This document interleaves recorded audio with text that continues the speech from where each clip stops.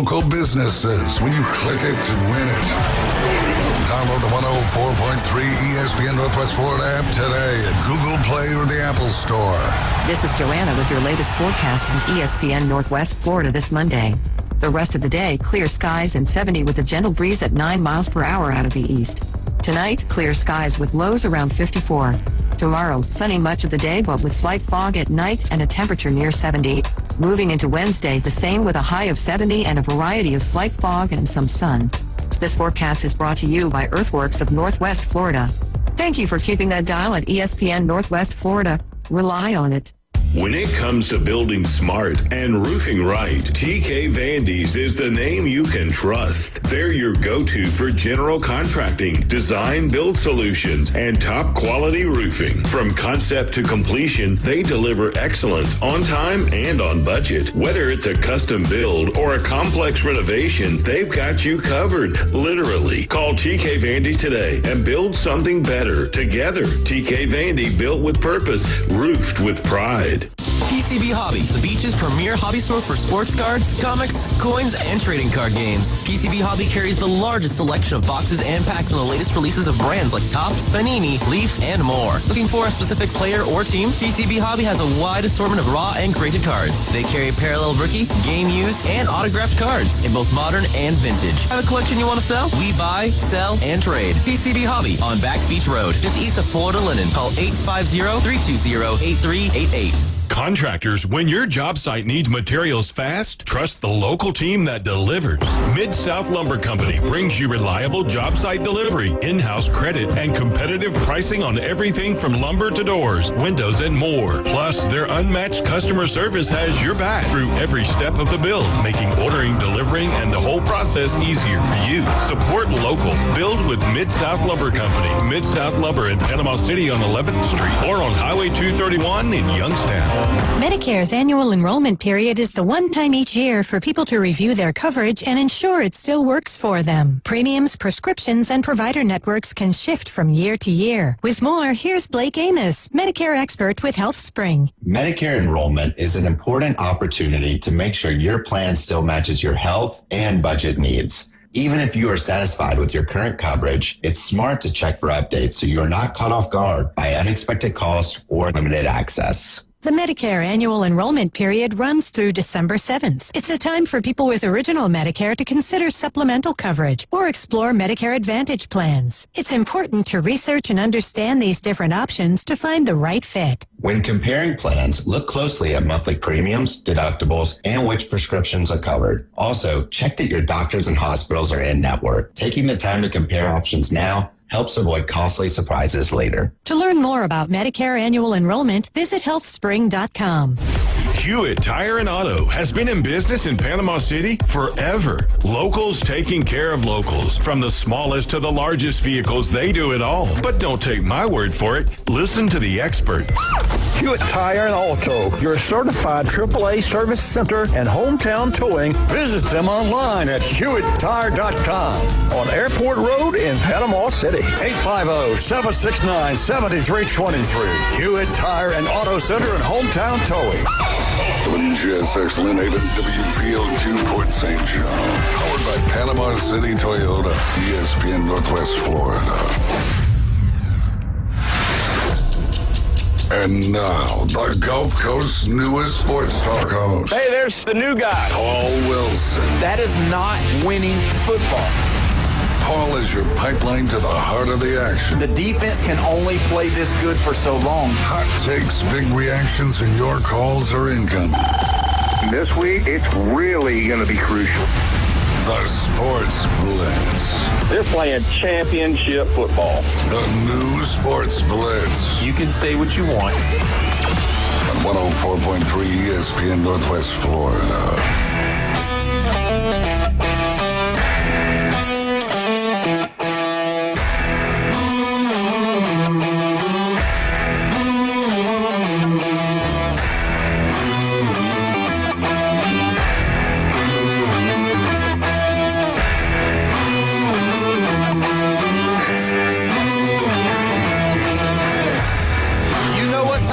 This Monday, 4 o'clock right here on ESPN Northwest Florida.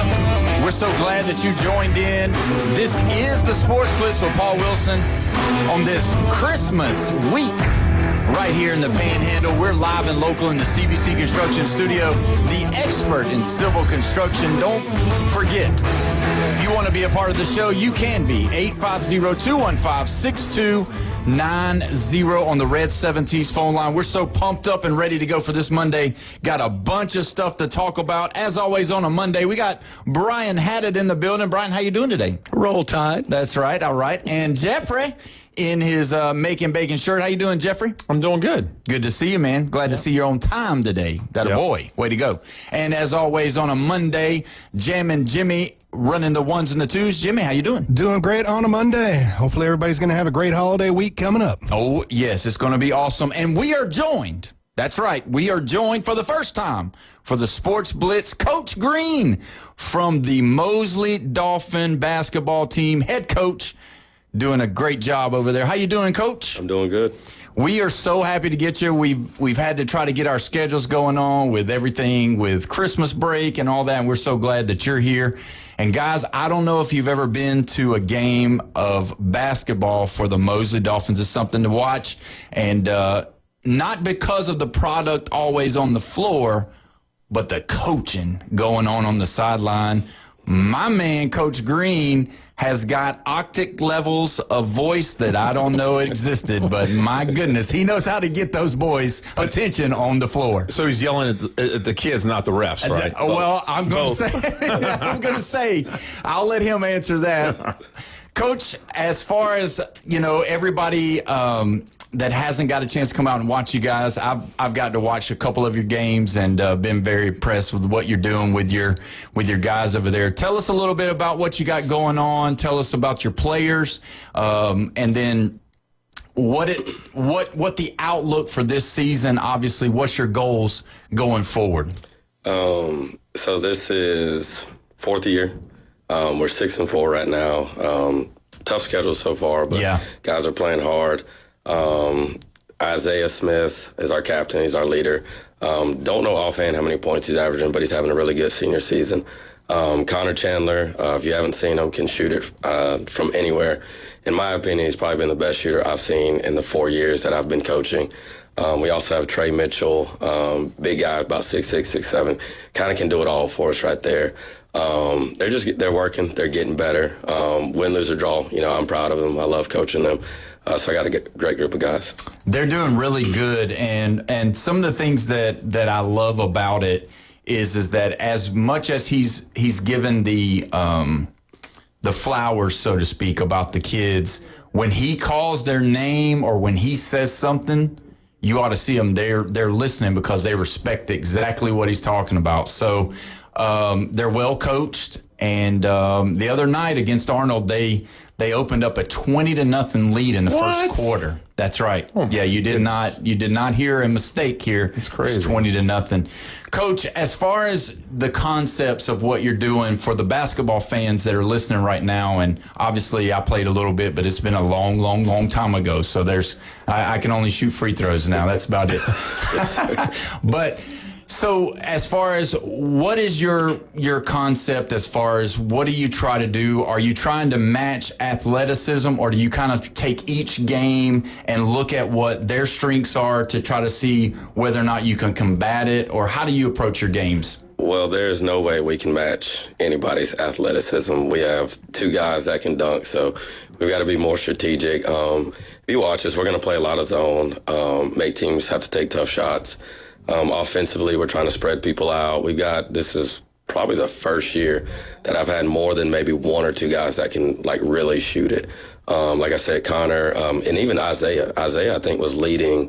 At one point, he was shooting almost 50% from three-point. Mm-hmm. So we got a lot of guys that can shoot it. But we still look at what the other team does, obviously try to take away their key plays, their key players, things of that nature right there. But as far as matching athleticism, we won't do that. We'll sit in our zone. We'll make you take tough shots and just go from there. Yeah, that sounds good. And that's how studying the film, talking to other coaches that have played them, that kind of comes into that regard. Let me ask you this. When you look at the way the other teams play in, And then, you know, like when y'all were playing against Bay, you knew you were in a hostile environment. It was loud. You know, they were trapping in the corners. They were trying to push you guys to make bad passes, throw the ball away, all of that. How do you keep your kids focused on what you're trying to do without calling a timeout? Well, obviously we just go through whatever set we're working on, whatever principle. Like, we don't really do a whole lot of sets. It's more so, it's more so just, you know, if we're running a zone, okay, these are the concepts, this is what we're looking for. They actually did a really good job of forcing us, and we had to adjust. And we learned from, I mean, they beat us. We ended up learning from it.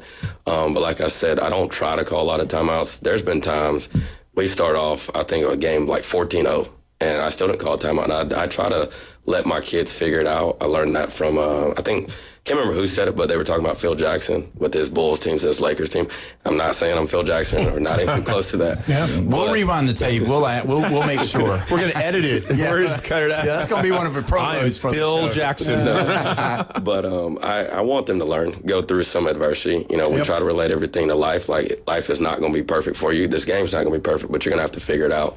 So not really trying to call too many timeouts. Yeah. So let me ask you this. This is another, you know, trying to just really peel back the layers. When you are coaching basketball, obviously it's a game, but we know that there's life. And everybody's not going to go play college ball. Everybody, this is all they get. This is going to be the only time they play basketball for, you know, in high school, for a school. What do you try to do with your team to build young men and to relate? Because obviously you're a parent, you're a husband, and how do you instill the values that you've learned, that you've been mentored, and tell us a little bit about how you do that, approach that. Yeah, just that. I mean, we started in the classroom, you know, from grades to attendance to just your behavior. You know, we tell them, you know, you represent your family first before you represent us. You got a last name. What is that reputation going to live on, or how's it going to carry on? Then you represent the Mosley basketball team.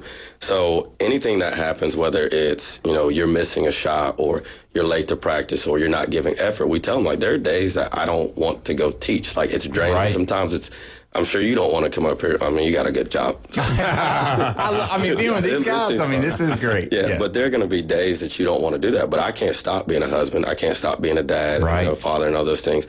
And so anytime that we get on to them, like, if you look, like you said, the kids, they respond to it because we make everything about life. Like, when we lost to Bay High, our message to them was, we don't get to redo that game. Yeah, we get to return the game because we have a home and away, but life doesn't get us to redo Bay High. Right. What you put out there is what you put out there. So just trying to build men. We always talk about building men. And that's important. Name some of the people that have, you know, impacted your life as this coaching has started, and actually rewind it a little bit. Tell us how you got into coaching. Okay, so long story short, I always knew I was going to be a teacher. I don't know why. I just knew I was going to be a teacher. I was working for Tyndall Federal Credit Union, and I told my wife, I said, hey, when I get my 5 years, I'm going to go teach. She ended up getting a job at Arnold. I followed her to Arnold. I'm sure y'all know Josh Latch. He was a basketball coach there. Yep. And he sent an email out to Arnold and was looking for help. And I told my wife, I said, I'll never be a coach. I said, I'm not going to help him. And I walked by his room, and it just happened to be open. And I just started talking to him. And I was like, if I don't help him, I'm the worst person in the world. And I started, you know, coaching, and it was fun. I got to train, you know, he gave me a lot of freedom. And we built a friendship. And I ended up, the Mosley job opened up. I ended up getting at Mosley, so I'm here. So he was one of the important people. I would say my dad. Like, I don't know if you've ever met my dad. I know you've been to a couple games. But if I could be half the man that he is, I've seen him sacrifice. He worked at UPS, and he they work long hours, right now, Christmas they're working, and he never missed a game. He was never late. He took me wherever. My mom, my parents played a really big part.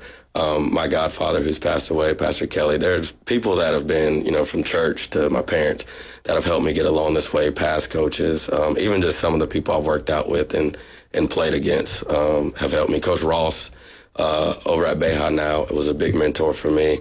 I wouldn't be here without him. even though I was at Mosley and he was at Rutherford, he was willing to work me out. He gave me advice on even how to approach an interview and just coaching. He still calls me to this day, checks on me, make sure I'm good. So there's, a few people that have paved the way for where I'm at. That's fantastic. And that's good sportsmanship right there. It is. Even though you know that you're going to face each other, that, and it's about being a good person first. And that's fantastic. Now, you played a little college ball, right? Yes, Tell us about that a little bit. Yeah, so went from Mosley to a school called Southeast Louisiana. And I never played. I'll spare you that story. Came back and basically redshirted at Gulf Coast. And then played there for 1 year. Had a bunch of offers and settled down to Georgia, George Washington, and Charlotte. And ended up choosing Charlotte. They shot a lot of threes, which was probably the dumbest thing I could have done. My wife, who I didn't even know, she tells me it's the dumbest decision I ever made. But I went to Charlotte, played there for 3 years, and had a blast. So. Wow. That's fantastic. 49ers? Yes, sir. Yeah, 49ers. Well Jeffrey's from Louisiana, hey, so you know be careful. So SLU, Southeastern Louisiana, Yep. You know who went there? Tell me. Pistol Pete's son. Okay. Yeah, that's their I guess, their one claim of the to fame on basketball, that is, yeah. That's fantastic. Yeah. We're here with Coach Green, Mosley High School. Now let's look into the year. So you're 6-4, and now after the break, when's your next game? So we're actually hosting our first ever. It's called the Panhandle Breakdown Classic. One of my boosters was like, "You need to host a Christmas tournament." And I said, "Okay, I'll do it." That's great. So we have 16 teams, 10 girls and 6 boys. So we actually have a skills challenge on the 28th. It'll be 3-point, a team event, and then if I can get the boys to dunk, we'll have a dunk contest as well. So that'll be that Sunday. What do you mean, can you get them? You're going to motivate them. we have one kid that can dunk, one kid that can do anything. And then the 29th through the 31st are actual games. We'll host them at our school, and then Mowat will help us host the last game. And then we play Lincoln, who is top 5, 10, and 5. Like, our schedule doesn't get easy at all. Wow. Yeah. Okay. So I'm getting some comments on here on the Facebook, and it was just said to me that Mosley had a squad when you played. No. That's what it said. Awesome team back in the day is what somebody said. Who are these people? They have to. They may have just picked the wrong day.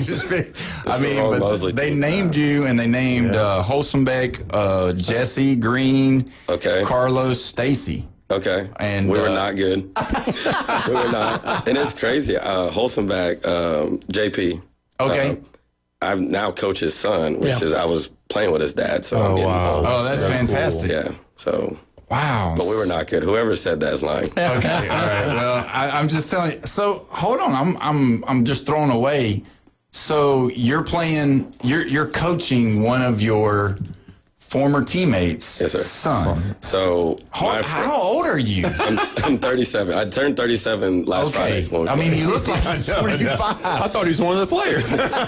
He's 25. Just wait until you start coaching the kids of kids who coach. No. It gets worse. Yes, sir. No, so my freshman year, Jamie Holsenbeck was a senior. He was our senior captain. And now I'm coaching JP, which y'all know is the quarterback from Mosley. But he's our starting shooting guard. So. He's the player of the week? Yeah. Twice? He just won it once. Just won it once. He has spectacular numbers, though. Yes. We were like looking and comparing. We're like, wow, I can't. Yeah, we're going to have the Sports Blitz Players of the Year awards after the first of the year. So we're going to be doing that. So you're probably going to be seeing his name soon. So did you play other sports other than basketball? No, sir. Well, I take that back. My 8th grade year, our basketball coach forced us to play soccer. Oh, wow. But it was fun. I absolutely loved it. I didn't play anything else. The football coach, when I got to Mosley, he tried to get us to play, and I was like, they don't throw the ball enough, and I'm not blocking, so I'm just going to go shoot threes. So just strictly basketball. Yeah, they tried to do that whole thing with us for football in high school. The year that they tried to get me to play quarterback was the year that the starting quarterback got a collapsed lung. So I dodged a bullet for that one. Wow. Well, we were playing Viger and people like that just we had no business playing. But anyway, so let me ask you this. Let's get into the basketball, the NBA. Let's talk about college, but let's talk about high school as well. Okay. As we grow older, we see that the level of just doing the things that doesn't always require the athleticism. And the best way to ask the question is do you see on the high school level, especially like in this area, a lack of fundamental with basketball? Yeah, I would say so.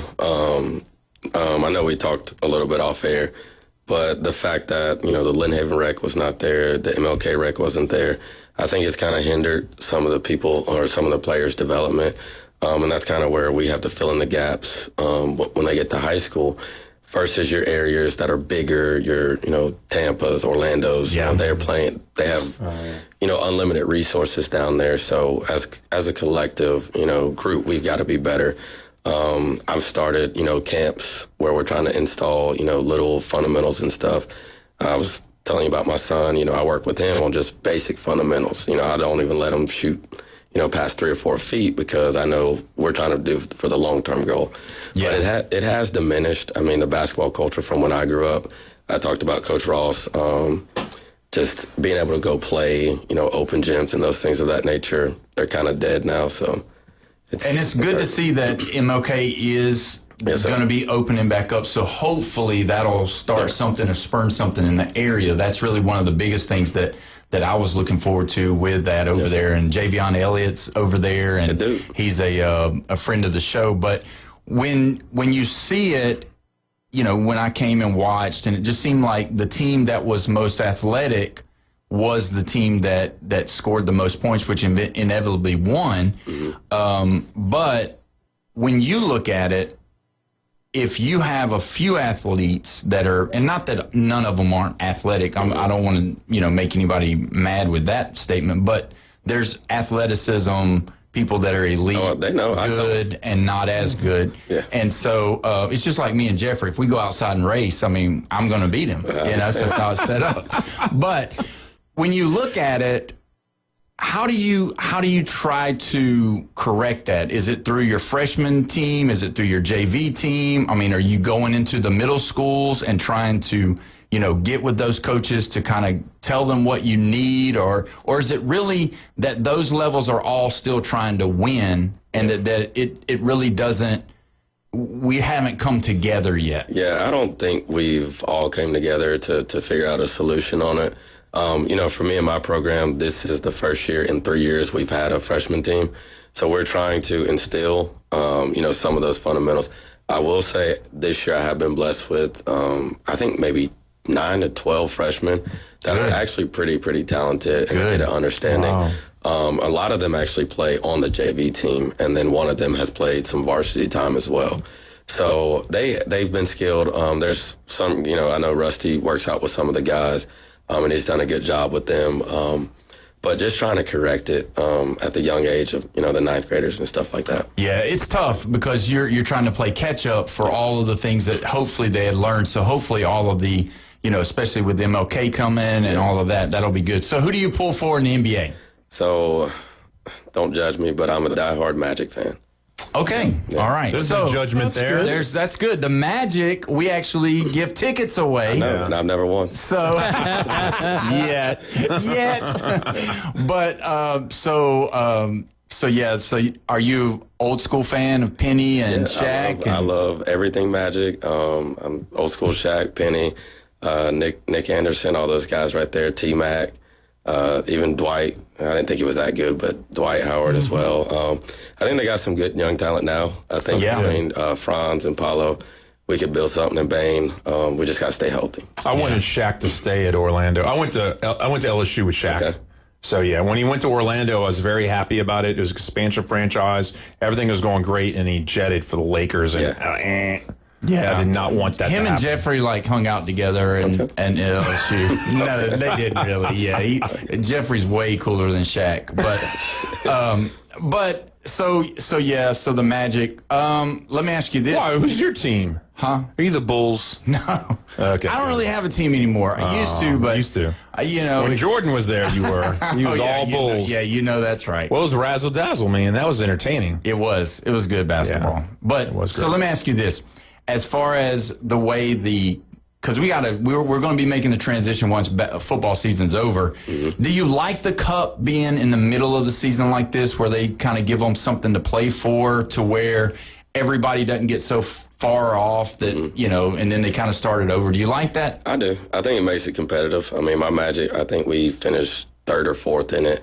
And it makes the regular season games matter more because there's 82 of them. So that's a lot. Some guys are resting, or what do they call it, load management and all that stuff there. Yeah. Do you like that load management stuff? Or are you old school? It depends. I'm going to be honest, it depends, because I know it's taxing. It is. I know when I played in college, it was a lot, and I can only imagine when you're playing 82 games. But you got people like Michael who never sat out games, so I'm kind of in between on it. Yeah, my biggest thing is I like longevity, because I'm the first one to tell you that if you get a big league in football, that you need to take out your starters and let some people get some. But the people paid to be there to see you. Yeah. I remember my brother and his family, they went to go to the Pelicans to watch Steph Curry, but he didn't even play. I don't even think he showed up. Yeah. And they were there to see Steph. Yeah. And he didn't play because of load management. And I understand, making, those games, but still, either way. Last question. Mm-hmm. If tomorrow, okay, you could have any player come back to high school and be on your team, from the oldest person in the world to the youngest, any basketball player in the history of basketball, who would you like to coach 1 year at Mosley High School? You're going to probably disagree with me. It's okay. No, you get to coach them. I'm not coaching. Can I say 2? 2. All right, okay. We'll give you 2. I'll say 2. The first person is, I love Luka. I love Luka Doncic. I think he's the best player in the league right now. Mm-hmm. Forever, I think it's going to end up being Wemby, just because he's 7'5" and he can do literally everything. Yeah. And I would not lose a game. See, he wants to win. There's nothing wrong with that. And at least he didn't say somebody like, I love Allen Iverson. Yeah. But to coach him is kind of difficult, It could be. It would, yeah. I mean, Wemby, I'm not going to. There's no high school kid that could do anything with him. NBA people can't. So no, that's true. Yeah. Man, that's a good one. I thought you'd go way back, but you stay right here, which is good. That's fantastic. Kareem Abdul-Jabbar? I didn't know. Maybe something like that. No, I'm not that old, and I'm the LeBron is better than Jordan, so I'm not going back past LeBron. We'll never let him come back if he says stuff like that. We got to change his mind. That's all it is. Yeah, we're going to have you back more and more during basketball season and try to get you there. I tell my kids, go watch Game 1, 2017 finals. Or is it 2016, 2017? That's the greatest basketball player of all time. All right. Until Wemby. We got to take a break. We can't handle all this negativity. Coach Green, thank you so much for being here. We appreciate it. Go check Mosley out. You'll see Coach Green doing his thing so much. Awesome. Thank you so much, Coach. And when we come back, we're going to discuss all of this college football that's going on. You're listening to the Sports Blitz with Paul Wilson, 104.3 ESPN, Northwest Florida.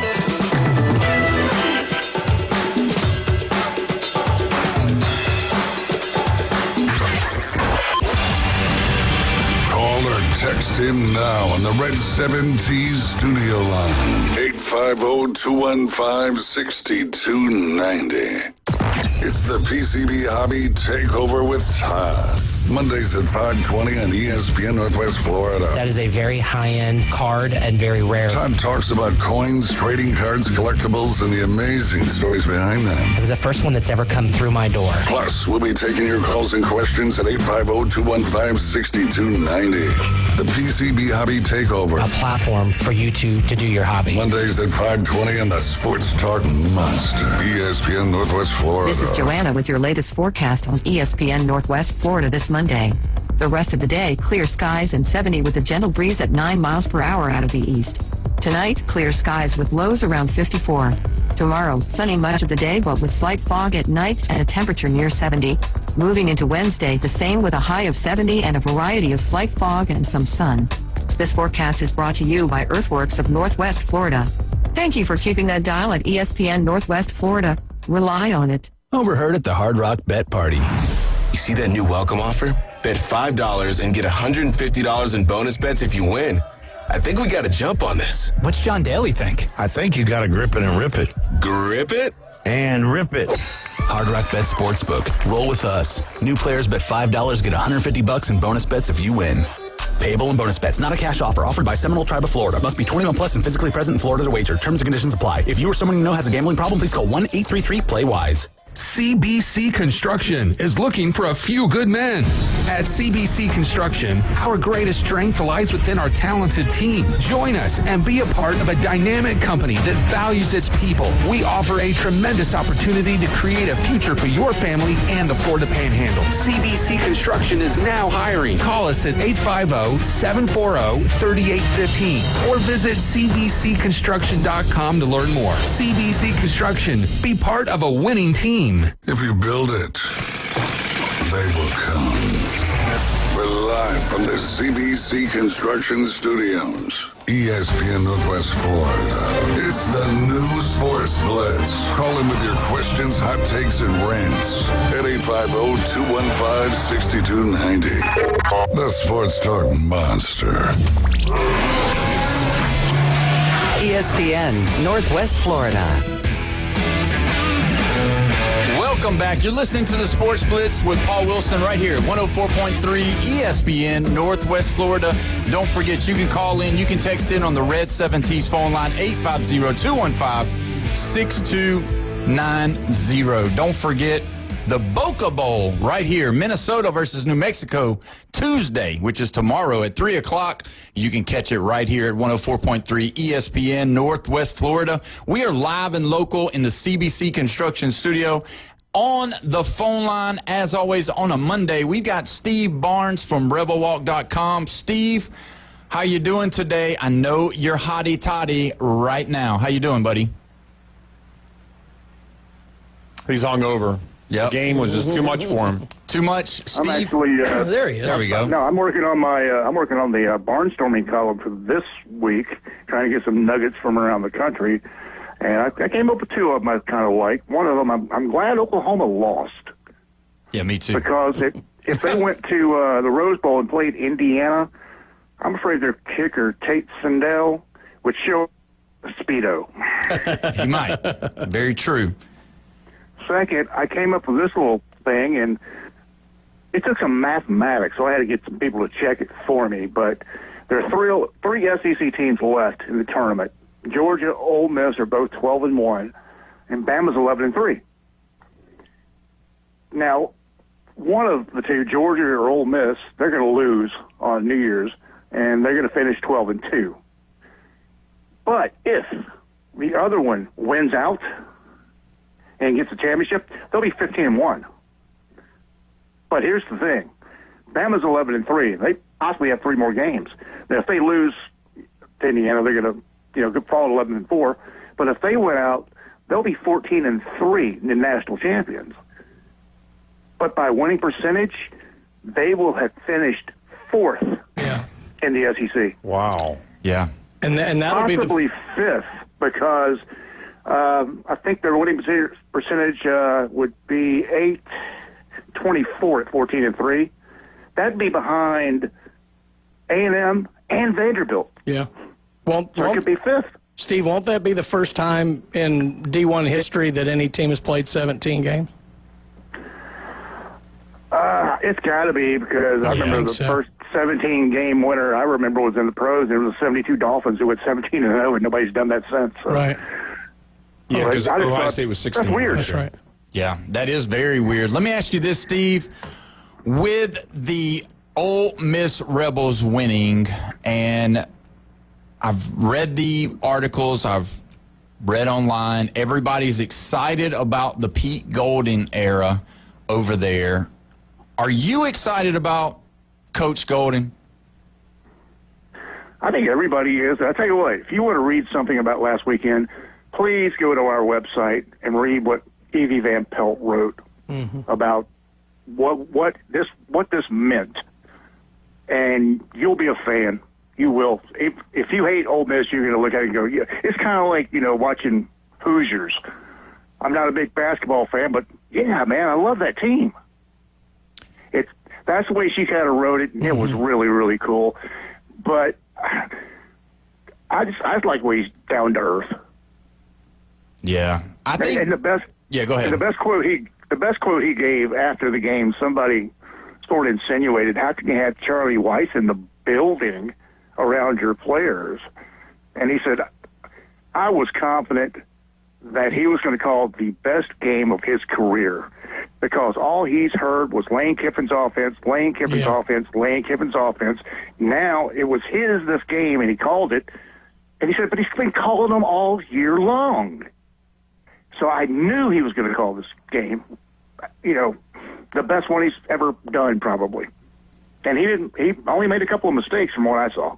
Yeah, I looked at the game, I watched the game, and I'm going to push back just a little bit because there was a few times that I was just amazed that the offensive line, they missed some assignments, and obviously that happens. And then there was some times that had they not had a quarterback like Trinidad Chambliss, being able to scramble and get outside the pocket, some of the plays just wasn't as good as I was thinking they were going to be. Now, that's just, looking at just some of the things, I was a little bit surprised that some of their plays just didn't open up like I thought it was. Like when we watched the Oregon game, when they played against JMU, you could see like it was just like they could score seemingly every single play if they wanted to, unless they threw the ball underneath where everybody was. Especially not being able to, stick their wide receivers at all. That's kind of what I was looking at more. And I don't know, maybe I was just being a little bit harsher on Ole Miss because I was thinking, you've already, destroyed them the first time. And realistically, it was the same score except for 4 points. I mean, you scored more points the last time than this time, but still same deal. What do you think about that? The game was a little different, too. But the game was a little different. Tulane threw for 202 more yards than they did the first meeting. Mm-hmm. The thing is, you need two things for an upset. You need the underdog to play out of their minds, but you need the favorite to make a lot of mistakes. Yeah. Ole Miss had one penalty for 5 yards. Ole Miss stopped 4 fourth-down conversions, including one that was a third and one. They stopped it. Then they went for a 4th and 1 and stopped it. And they also got 3 turnovers from Tulane. And every coach I know, they call a 4th down stop. They call that a turnover because it's an immediate change of possession. Mm-hmm. So that was 7 immediate changes of possession. If you get that, you're going to win a ball game. Yeah. Oh, yeah, for sure. Steve, I know it's early. You typically don't get this kind of info on Monday, but I'm curious, have you heard anything on, to some extent, the knocks that Chambliss picked up, but more importantly, the knocks that Lacey picked up in the game? Golding had his press conference today and said, basically, I thought that Chambliss had a head injury, but apparently it was the chest. Okay. And it knocked the wind out of him. But it knocked the wind out of him really good. Yeah. And so that's why he took him to the test, like, let's check you out just in case. Lacey, they're calling it a bruise in the shoulder. But I've had 2 rotator cuff surgeries. I've had something called a Mumford, where they had to cut out the end of my collarbone. I've had a bunch of bone spurs removed from my shoulder. That's painful. So the kid's going to be cleared to play. It's going to be how much pain can he take. He refused the harness for his shoulder. I doubt he refuses it this week. Yeah. He probably won't refuse the Toradol either. Give me Toradol or anything that ends in cane. Yeah, exactly. So let me ask you this. We've heard from Kiffin after the game. He was excited about it, and the way he congratulated, obviously allowing his coaches to come there, because he could have been on the flip side as much as negative about it and said no to his coaches, but he didn't. Is the hatred still kind of hanging around, or has everybody kind of moved on and moved off of it as far as, the fans? I think they've moved off of it, really. I saw an interview with golly, it's one of the SEC Network's guys. It wasn't Peter Burns. I think it's Kubelik, maybe. No, it's one of the anchors. Oh, okay. He said he was walking through the Grove. Yikes. And he said the one thing that people were asking him is, would you please stop talking about Kiffin? He's not here anymore. Yeah. And Golding, like I said, read Ole Miss Evie's story on our site. This guy, he just brought everybody together.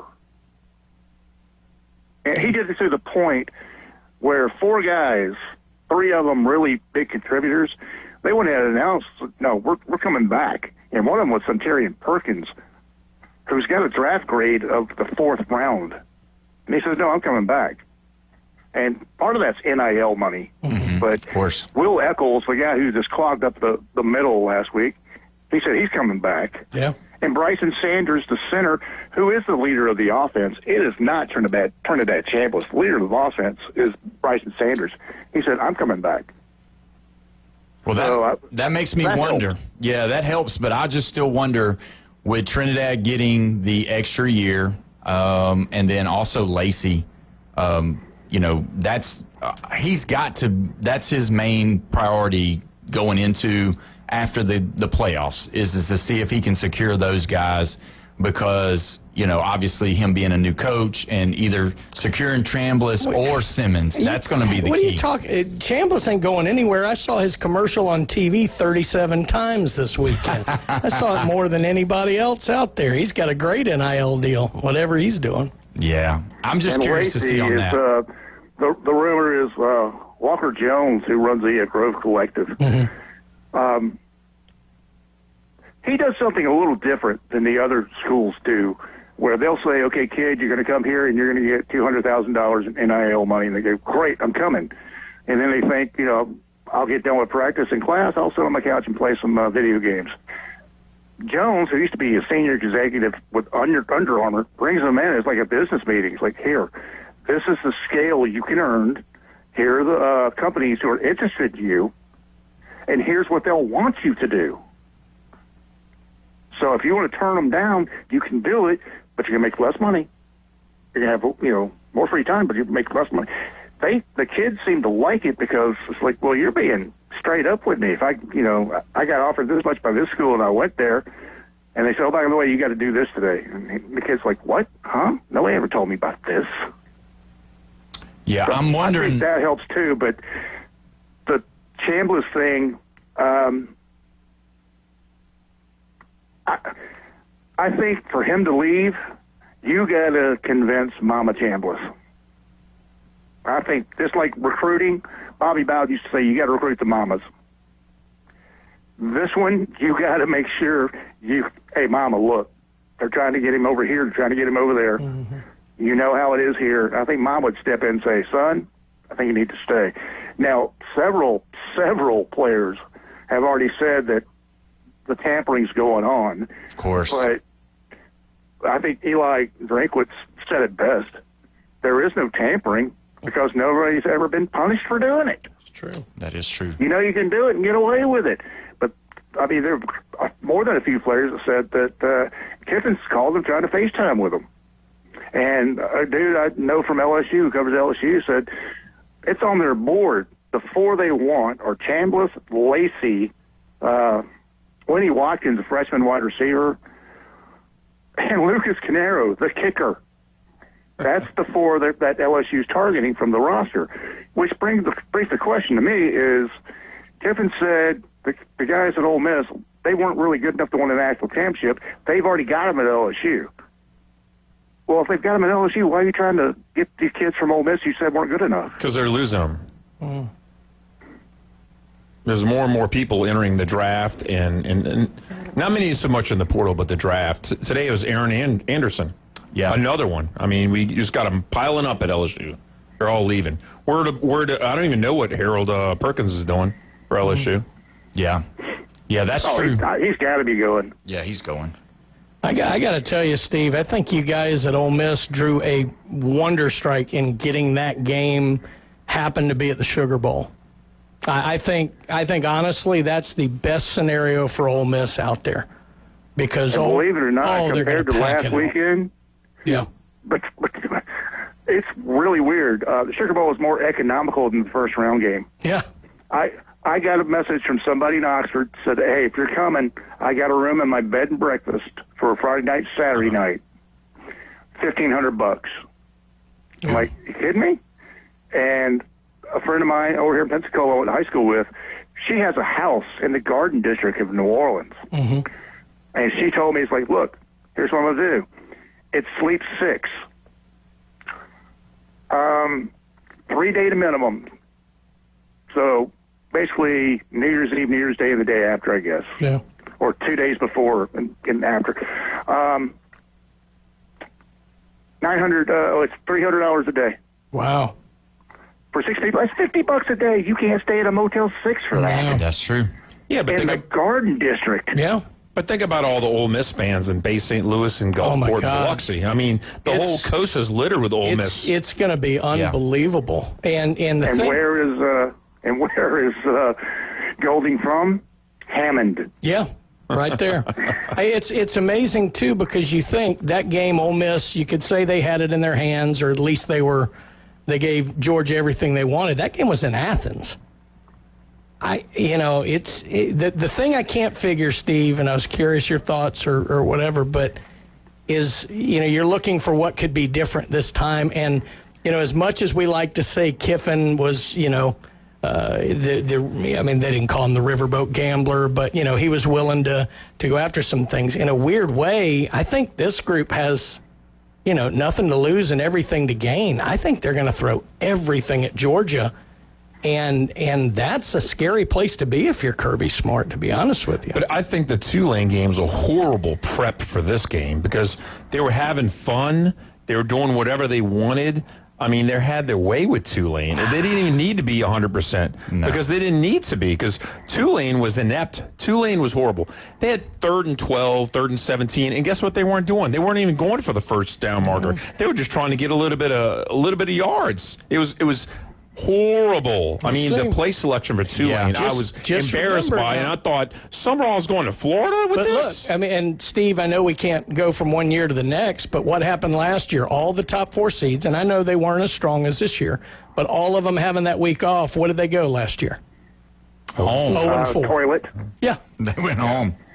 Telling you. There's something else I'm looking at because, I'm also working on what are people going to look to change about the tournament. I think first they're going to expand to 16 because those people in Lubbock and Athens and, places like that, they looked at Oxford. They looked at Norman. They looked at College Station and said, hey, man, they brought tens of millions of dollars to that town. We want one of those. Yep. And we're going to play somebody that's, way down the list so we can fine-tune what we, want to do. We want one of those. So I think it's going to go to 16. I do think you're going to get a heavy dosage of people saying no G5s. Yeah. I think they're going to give them one. I think you have to give them one because if you don't, you're looking at an antitrust lawsuit. And then you're going to get the National Labor Relations Board involved, and that's just going to be in litigation. I think you have to give them one. But this is something I found interesting. This year, in the 4 games this weekend, the average margin of victory was 16.25 points.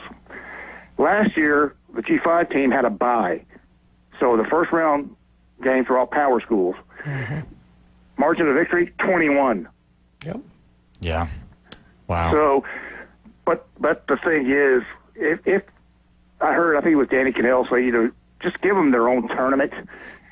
There's only 2 problems with that. Yeah, that's true, Steve. Money. Yep, that's what it is. And I talked to a lot of we have a Sun Belt tournament here in basketball every year, and I talked to every AD.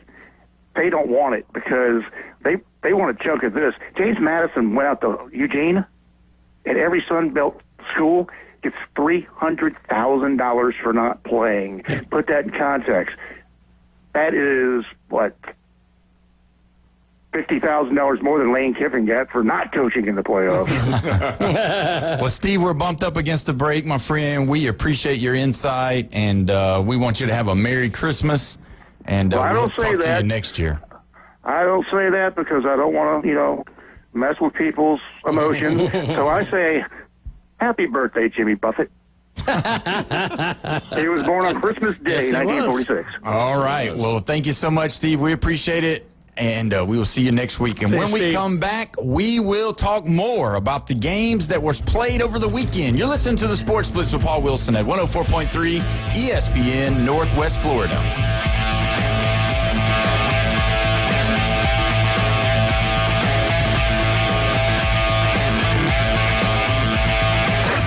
Call in now. This is Touchstone service. The Red 70s studio line is open. Demonstrate how to make a call with your dial telephone.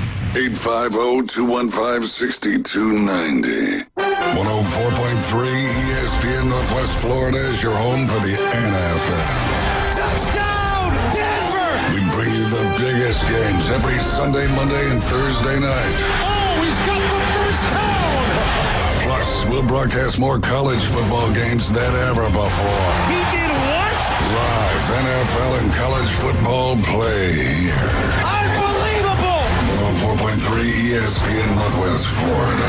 Touchdown! It's the Jaguars' final home game of the 2025 regular season, and you don't want to miss it. Join us for our fan appreciation game as the Jaguars face off against the Tennessee Titans in a can't-miss division matchup. It's your chance to cheer on the team as they take the field in their Prowler throwbacks for one last time this season. Secure your seats now and be a part of the action. Go to jaguars.com/tickets or call 904-633-2000. PCB Hobby, the beach's premier hobby store for sports cards, comics, coins, and trading card games. PCB Hobby carries the largest selection of boxes and packs from the latest releases of brands like Topps, Panini, Leaf, and more. Looking for a specific player or team? PCB Hobby has a wide assortment of raw and graded cards. They carry parallel rookie, game used, and autographed cards in both modern and vintage. Have a collection you want to sell? We buy, sell, and trade. PCB Hobby on Back Beach Road, just east of Florida Linen. Call 850-320-8388. Your biggest investment is your home. Protect it while also improving its appearance with Earthworks of Northwest Florida. We have sand, mulch, gravel, or lay down decorative stone, all available for pickup and delivery. Discover your dream landscape with Earthworks of Northwest Florida. Imagine the moment you proudly pull up to your home that you've worked so hard for, enhanced by quality mulch, decorative stones, and more. Let's make it happen today. Request a quote online at earthworkspc.com or swing by the office at 2005 Industrial Drive. Love the land you live on. The Sports Blitz. 100% live and local from the CBC Construction Studios. The park stops here. James Fife is part of the Sports Blitz with Paul Wilson. 104.3 ESPN Northwest Florida.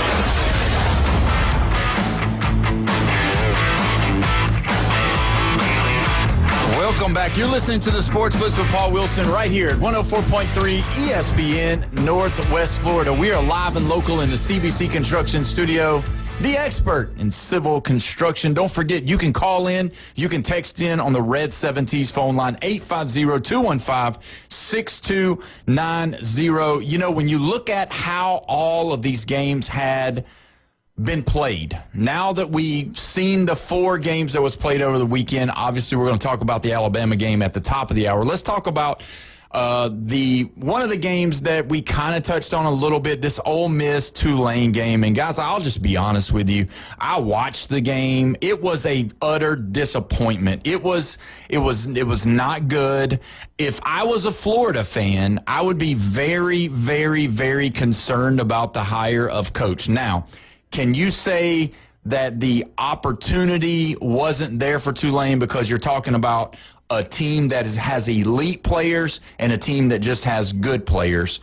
And that's the question that we can discuss.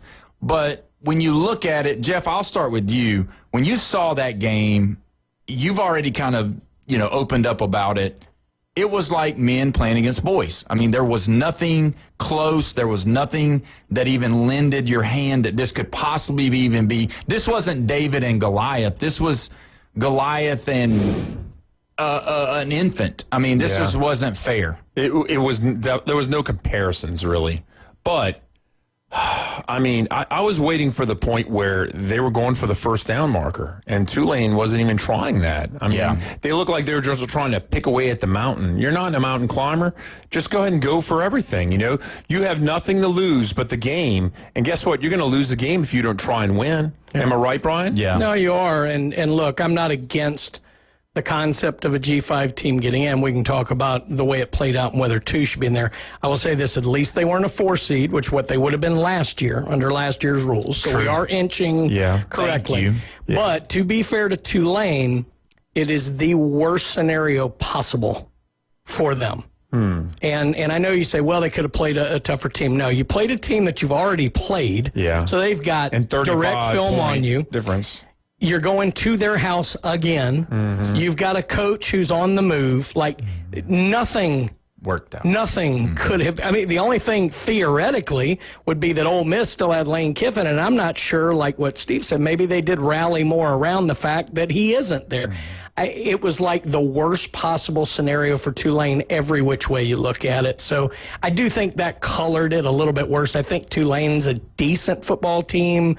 I don't know. They're clearly not one of the 12 best.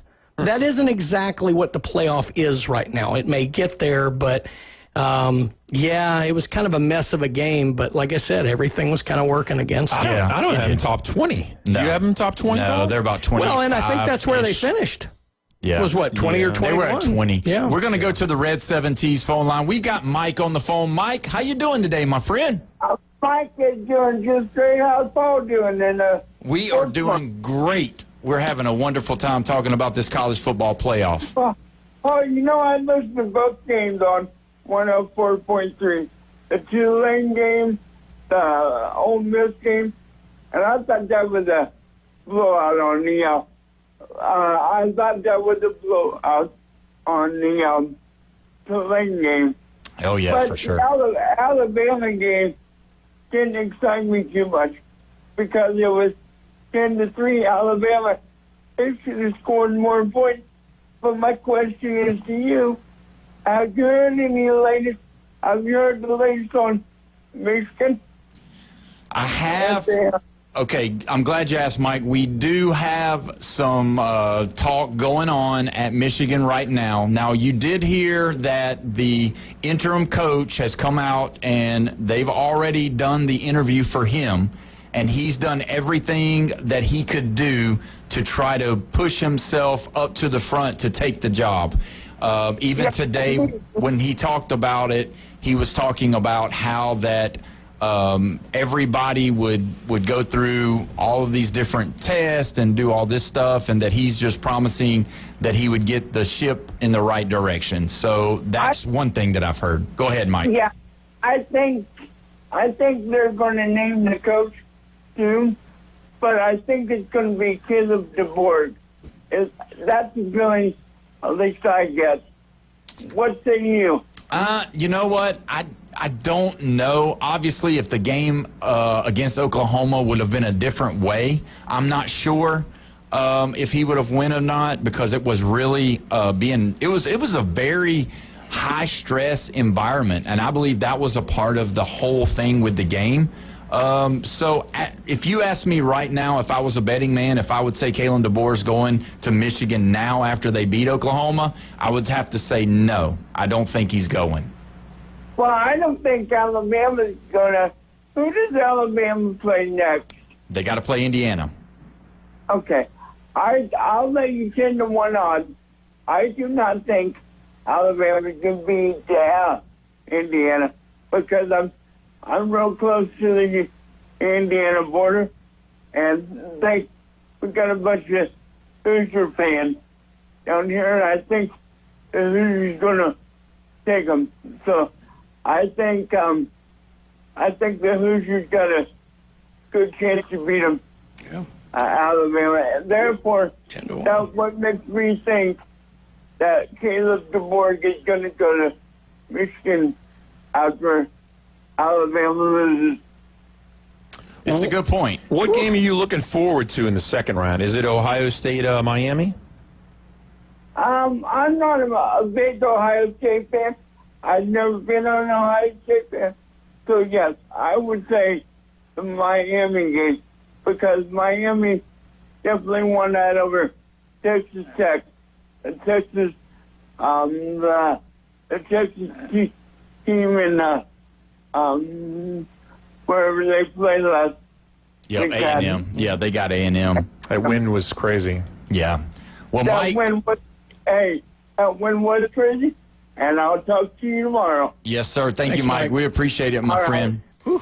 He brings 10-1's good money. He is, and you know what? You're gonna call him up and bet him. I am. No, I'm not. But I am going to send him an Alabama shirt if they beat him. That's for sure. So you mark it down. I tell you, we'll get Mike's address, and I will send him an Alabama shirt if Alabama beats Indiana. Do you remember the last time Alabama went to the state of Indiana? Well, they're not going there this time. No. National championship. They lost to Georgia in Indianapolis. Well, it was like true. 2 degrees, and my friends from Bama were there. There we go. And they were like, this is frigid. Why they send 2 Southern teams up here to Indianapolis? Yeah, and we're going to talk about that game later on, but, man, 10-1. I tell you this, if any of us ever looked at Hard Rock Bet or whatever and saw Alabama plus 1,000, take it. I don't even care who they're playing. Yeah. We're taking plus 1,000. Yeah, well, it'll be curious to see, but, you know, with the Michigan deal, I think that Braun might be going. I don't know. We'll see. We may have to call him and see what he thinks. Either way, when we come back, man, we're going to discuss all of this stuff. You don't want to be away. You're listening to the Sports Blitz with Paul Wilson at 104.3 ESPN, Northwest Florida.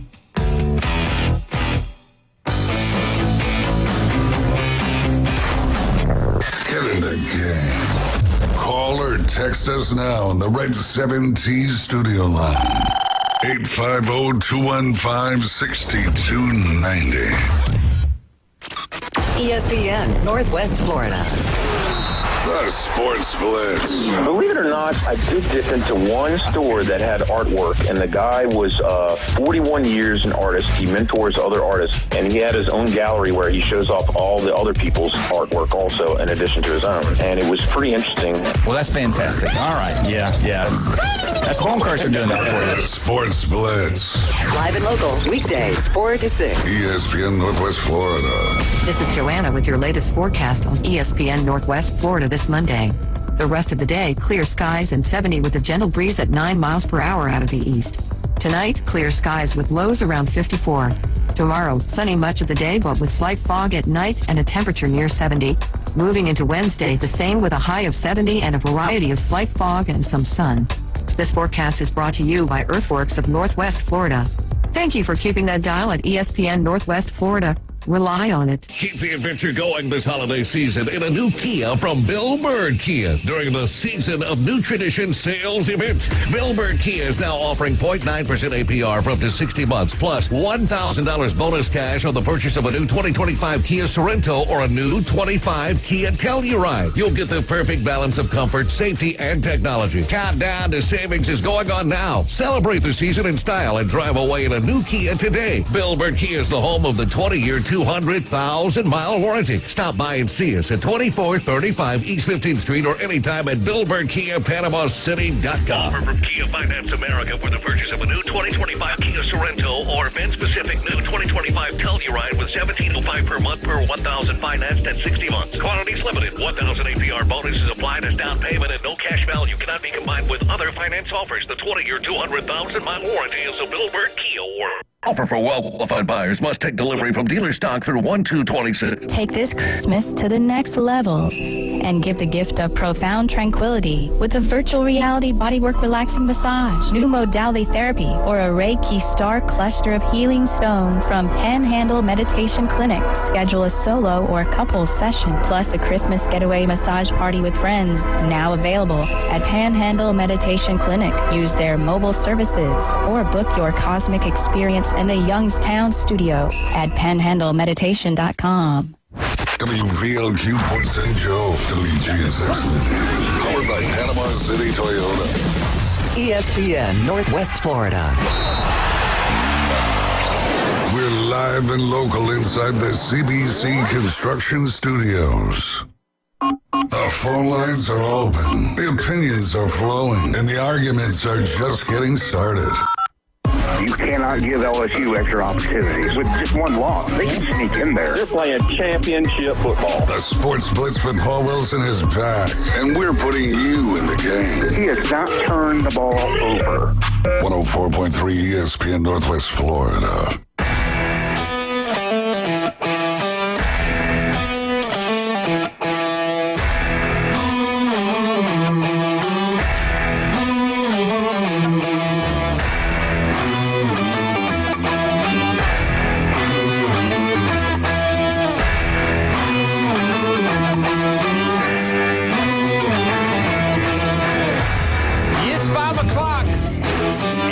Monday, and you're listening to the Sports Blitz with Paul Wilson right here at 104.3 ESPN Northwest Florida, your place for all of your sporting needs on this beautiful Monday, the CBC Construction Studio in the Panhandle. Don't forget, you can call in, you can text in on the Red 7T's phone line, 850-215-6290. I got Brian Haddad in the building, Jeffrey's here, James is here, and we're talking college football and college football playoff.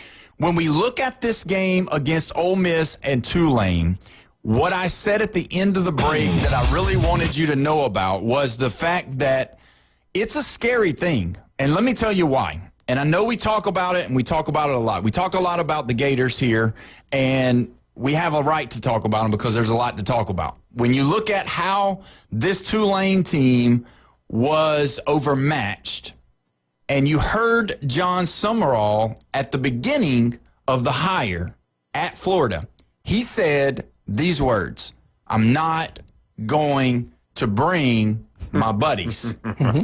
But come Sunday, we've got 5 coaches from Tulane coming to Gainesville now, and it sounds a little familiar to a lot of the Florida Gator fans, and I'm curious to see what some of the Gator fans think about or say about it, but it does sound a little Billy Napier-ish to me, and it worries me. Now, I'll start with Brian on this one, because I think I know which way Jeffrey's going. Brian, if you look at what Napier did, and you can say that John Summerall is not the same guy as Napier. Obviously, he's a defensive guy. Napier was an offensive guy. A lot of the problems was offense on the Gators. So they bring in a defensive guy, hoping to get. But a lot of the guys that he's bringing over from Tulane is offensive guys. Quarterback coach, wide receiver coach, running back coach, all of those things. Good idea, bad idea? Well, the hard part is we don't know who actually would have legitimately been available or who he talked to that said, I'm not interested in going to Florida, whatever. We just don't know. So he may not have had, he may have meant it when he said, I ain't bringing my buddies, and they may have gone, there's nobody else out here. I mean, they're late to the game, too. Yeah. So there's no telling on that. I mean, in and of itself, am I worried as a Florida fan because of what I saw this past weekend? No, I don't think I am. The other thing you got to remember is you can have the best chef in the world. If you got lousy ingredients, it's hard to make a great dish. When you have better ingredients, the chances are you can make a better dish. Theoretically and realistically, in my mind, Florida affords you better ingredients. So we don't know that what they did with Tulane is exactly what they'll be able to do with Florida. These guys may be great coaches. They just need a little better talent. Yeah. Who knows? I don't know. None of us know. But what I'm saying is if I'm a Florida fan, what I saw this past weekend doesn't change anything about what I feel. What'll change how I feel? 3 games, 6 games, 9 games into this coming season, are we improving? Yeah. We'll see. Let me ask you this, Jeff, because I know that you know where I'm going with this, but you feel this. I think you feel the same way about me, and there could be the possibilities. That's a good point. There may not have been an open door to a bunch of coordinators and quarterback coaches and running back coaches and all that, so he went with what's familiar. But the flip side of this question, too, though, is you can have the ingredients, but does your recipe for winning ball games, because this Ole Miss team you played, that's the kind of talent you're going to be playing against. So you better know how to call plays against the talent that you're playing with or against. And that's the concern that I would have on the flip side of that. Yes, you need the better players. Tulane did not have, the athletes that were close, but you're going to be playing against Ole Miss caliber defenses with this new 9-game schedule. Does it scare you knowing that, bringing these Tulane guys in? Well, I know we've always talked about Florida Gators sitting at the doorstep of talent, and they need to gather it. And I really don't think that they had a top 20 talent team altogether. And everybody's talking about, these players, blah, blah, blah. Now, Ball was really good, most of the season. But other than that, I was never a Lagway guy, I think they have the ability to accumulate the talent. And I hate that they are bringing all their Tulane people over, but Brian's right about, it's sad to say that they were late to the game, because I think it was like Virginia Tech and UCLA were probably the only two teams that had fired their coach before the Gators finally waited for Mississippi State to get rid of him. Kiffin kind of put him on an edge and he messed them over, to where they were late to the game. And at least these guys have experience, though, because I'll go back to Curly Hallman. When he came from Southern Miss, he didn't bring his Southern Miss guys over to LSU. He brought his buddies and his friends who had no background in coaching. And that was just a horrible mess. Yep. And they actually held their ground pretty good at times, pulled some upsets, but just got crushed against the Gators every year. I look at the Gators' schedule next year. It's not top-notch, but it's going to happen the year after that? They're going to flip, and they're going to play all these other big teams, the Texas A&Ms and the Oklahomas and everything. Next year, they got like 3 big games in October. They're not playing the Hurricanes out of conference. So the schedule's going to get light, but the next year it's going to be tough again. And I don't think Summerall, he's got to go for the jugular. When he was playing Ole Miss, you got to go at least for the first down. I'm not asking for a 30-yard, 40-yard pass. I'm just looking for a 12 or 15-yard pass. It wasn't much to ask for. You have to take the gamble. And you know how many coaches that are great take gambles? Saban even did it. Yeah. Let me ask you this, though. Let's throw this part into the whole thing, because obviously everything right now for the Gators is hinging on the fact of Jaden Baugh. Is he going to stay or is he going to go? That's the biggest thing. Every Gator fan, every Gator board that I've seen, everything that's online is hinging on Jaden Baugh staying, and also Dallas Wilson, whether or not he's going to stay. The best part that Dallas Wilson is getting, he's getting his injury help from the coaching staff or from the support staff, and that's keeping him there.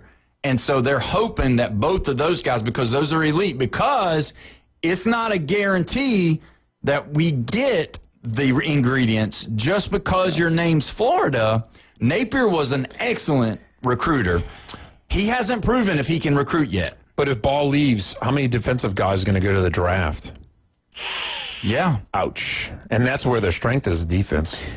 So this is where this new era that we're in causes trouble, because we can see teams get built through the portal in a year, 2 years, whatever.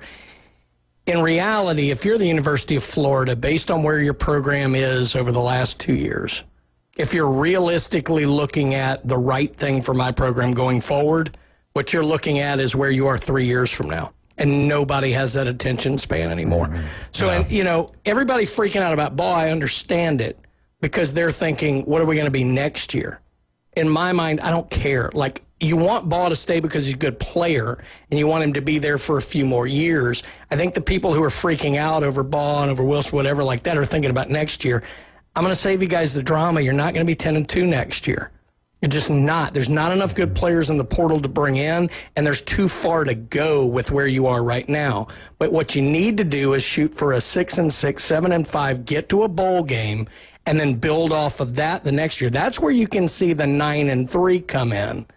And again, you're looking at a 3-year build here.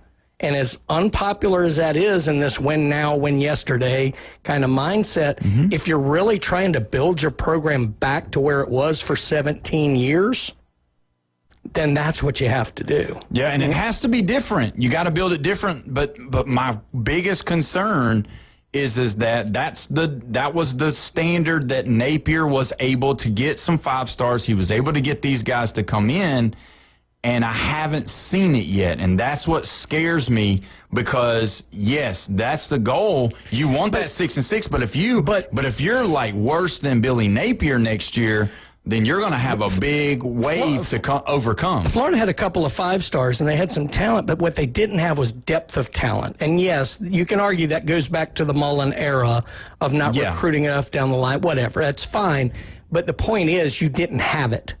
And you didn't have it last year, you didn't have it the year before, and you certainly didn't have it the last year of Mullen. So what they've got to do is not just focus on getting 2 or 3 big-time 5 stars and get the splash and the rivals.com and everybody, party and throwing this. What you got to do is turn your low 3s into high 3s, your high 3s into low 4s, and accumulate a depth of talent because you're going to have natural attrition through the season, and that's what being in the SEC is all about, is having the second guy, next man up, being a quality, talented player that can step right in and may not play at 100% of the level of the person in front of him, but he may play at 90. Yeah. And you need to not drop from 100 to 60. You got to drop from 100 to 90 or 85. And then it gets scary because what you complained about, right, was the offensive play calls. Yes. He's the quarterback coach. Yeah, it's not good. And in the ceiling, you have to look at the schedule. I know, Brian, you're not going to believe that their ceiling is 8-4 next year, but it actually is because if you look at the schedule, that's right. And then the following year, it could be a 5-7. That's if the same teams are still strong. Right. Yes, because Vanderbilt is a total question mark. That's right. We don't even know about Oklahoma or A&M. Correct. We don't know about year to year. There's a lot of we did not think South Carolina was going to be this bad this year. You don't know. They might be the standard next year. Right. Texas might flop again. You never know. And then you got to also think, what's Kentucky? Are they going to stay down? Is Mississippi State going to come up? Yeah. So everything. Auburn. Yeah. What's going to happen? How's it going to work? Now I will say this: they've got to figure out the quarterback position. Sure. Regardless of what they do. If it's going to be the guy that was behind DJ Lagway or if they are going to bring in a portal guy. But that's the scary thing, and I'm just saying the Tulane game, I know it doesn't matter.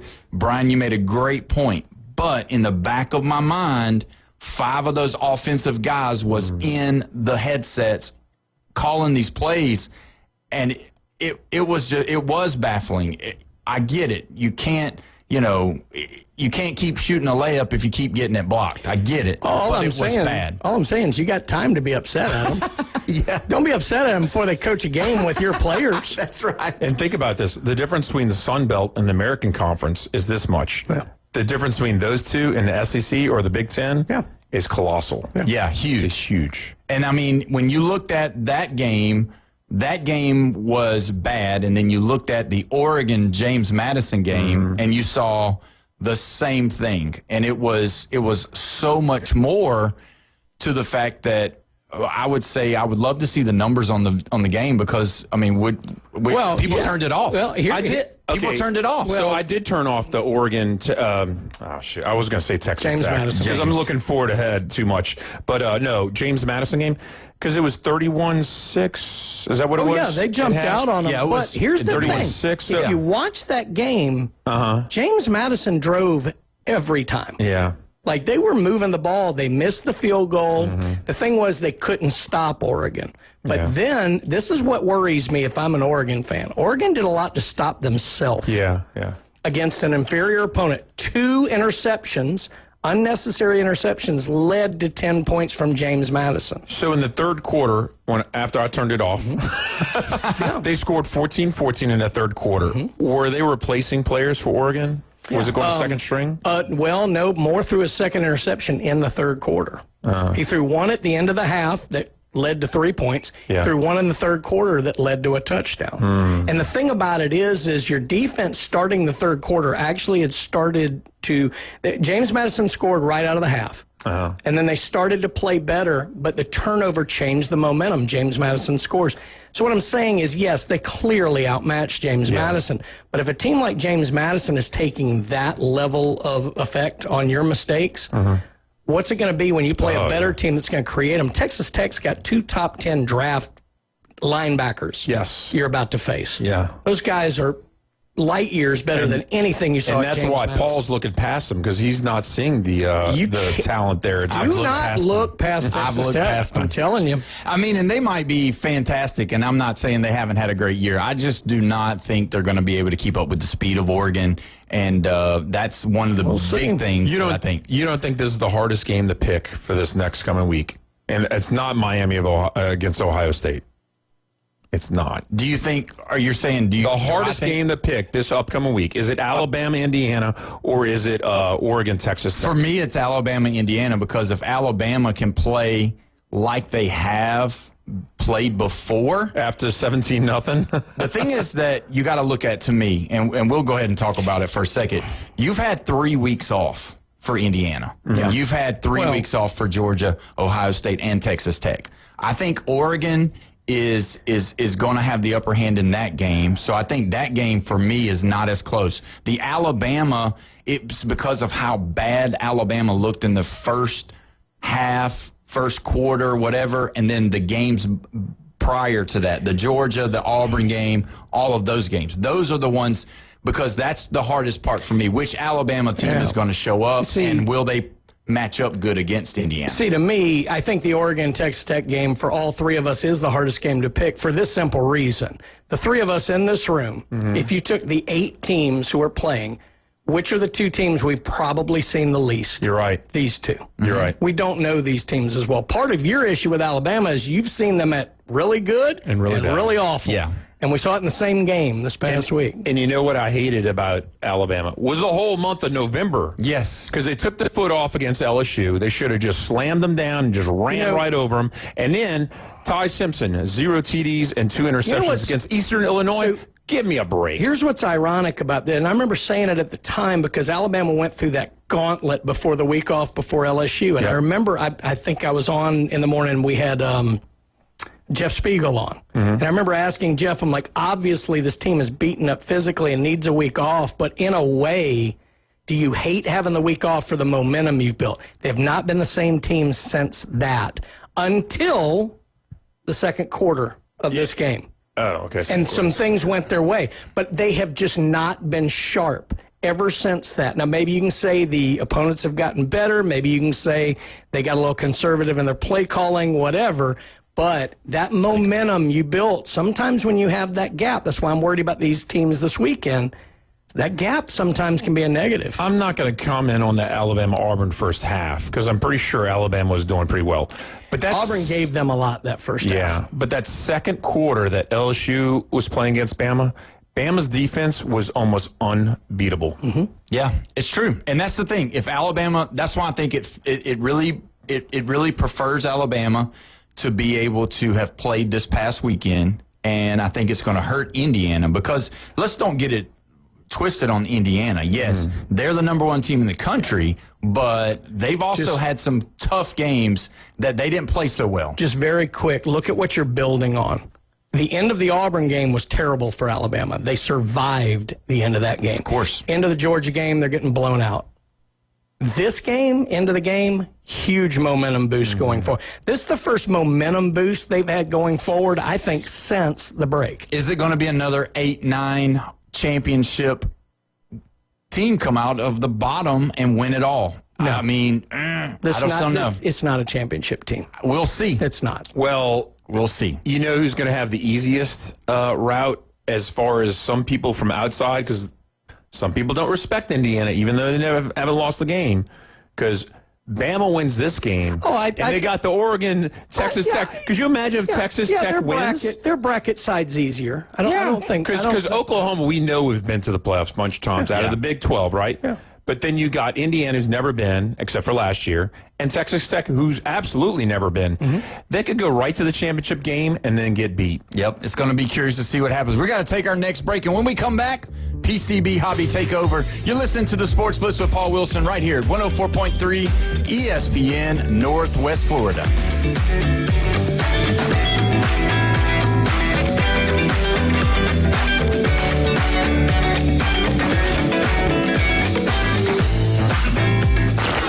Reach out and smack someone.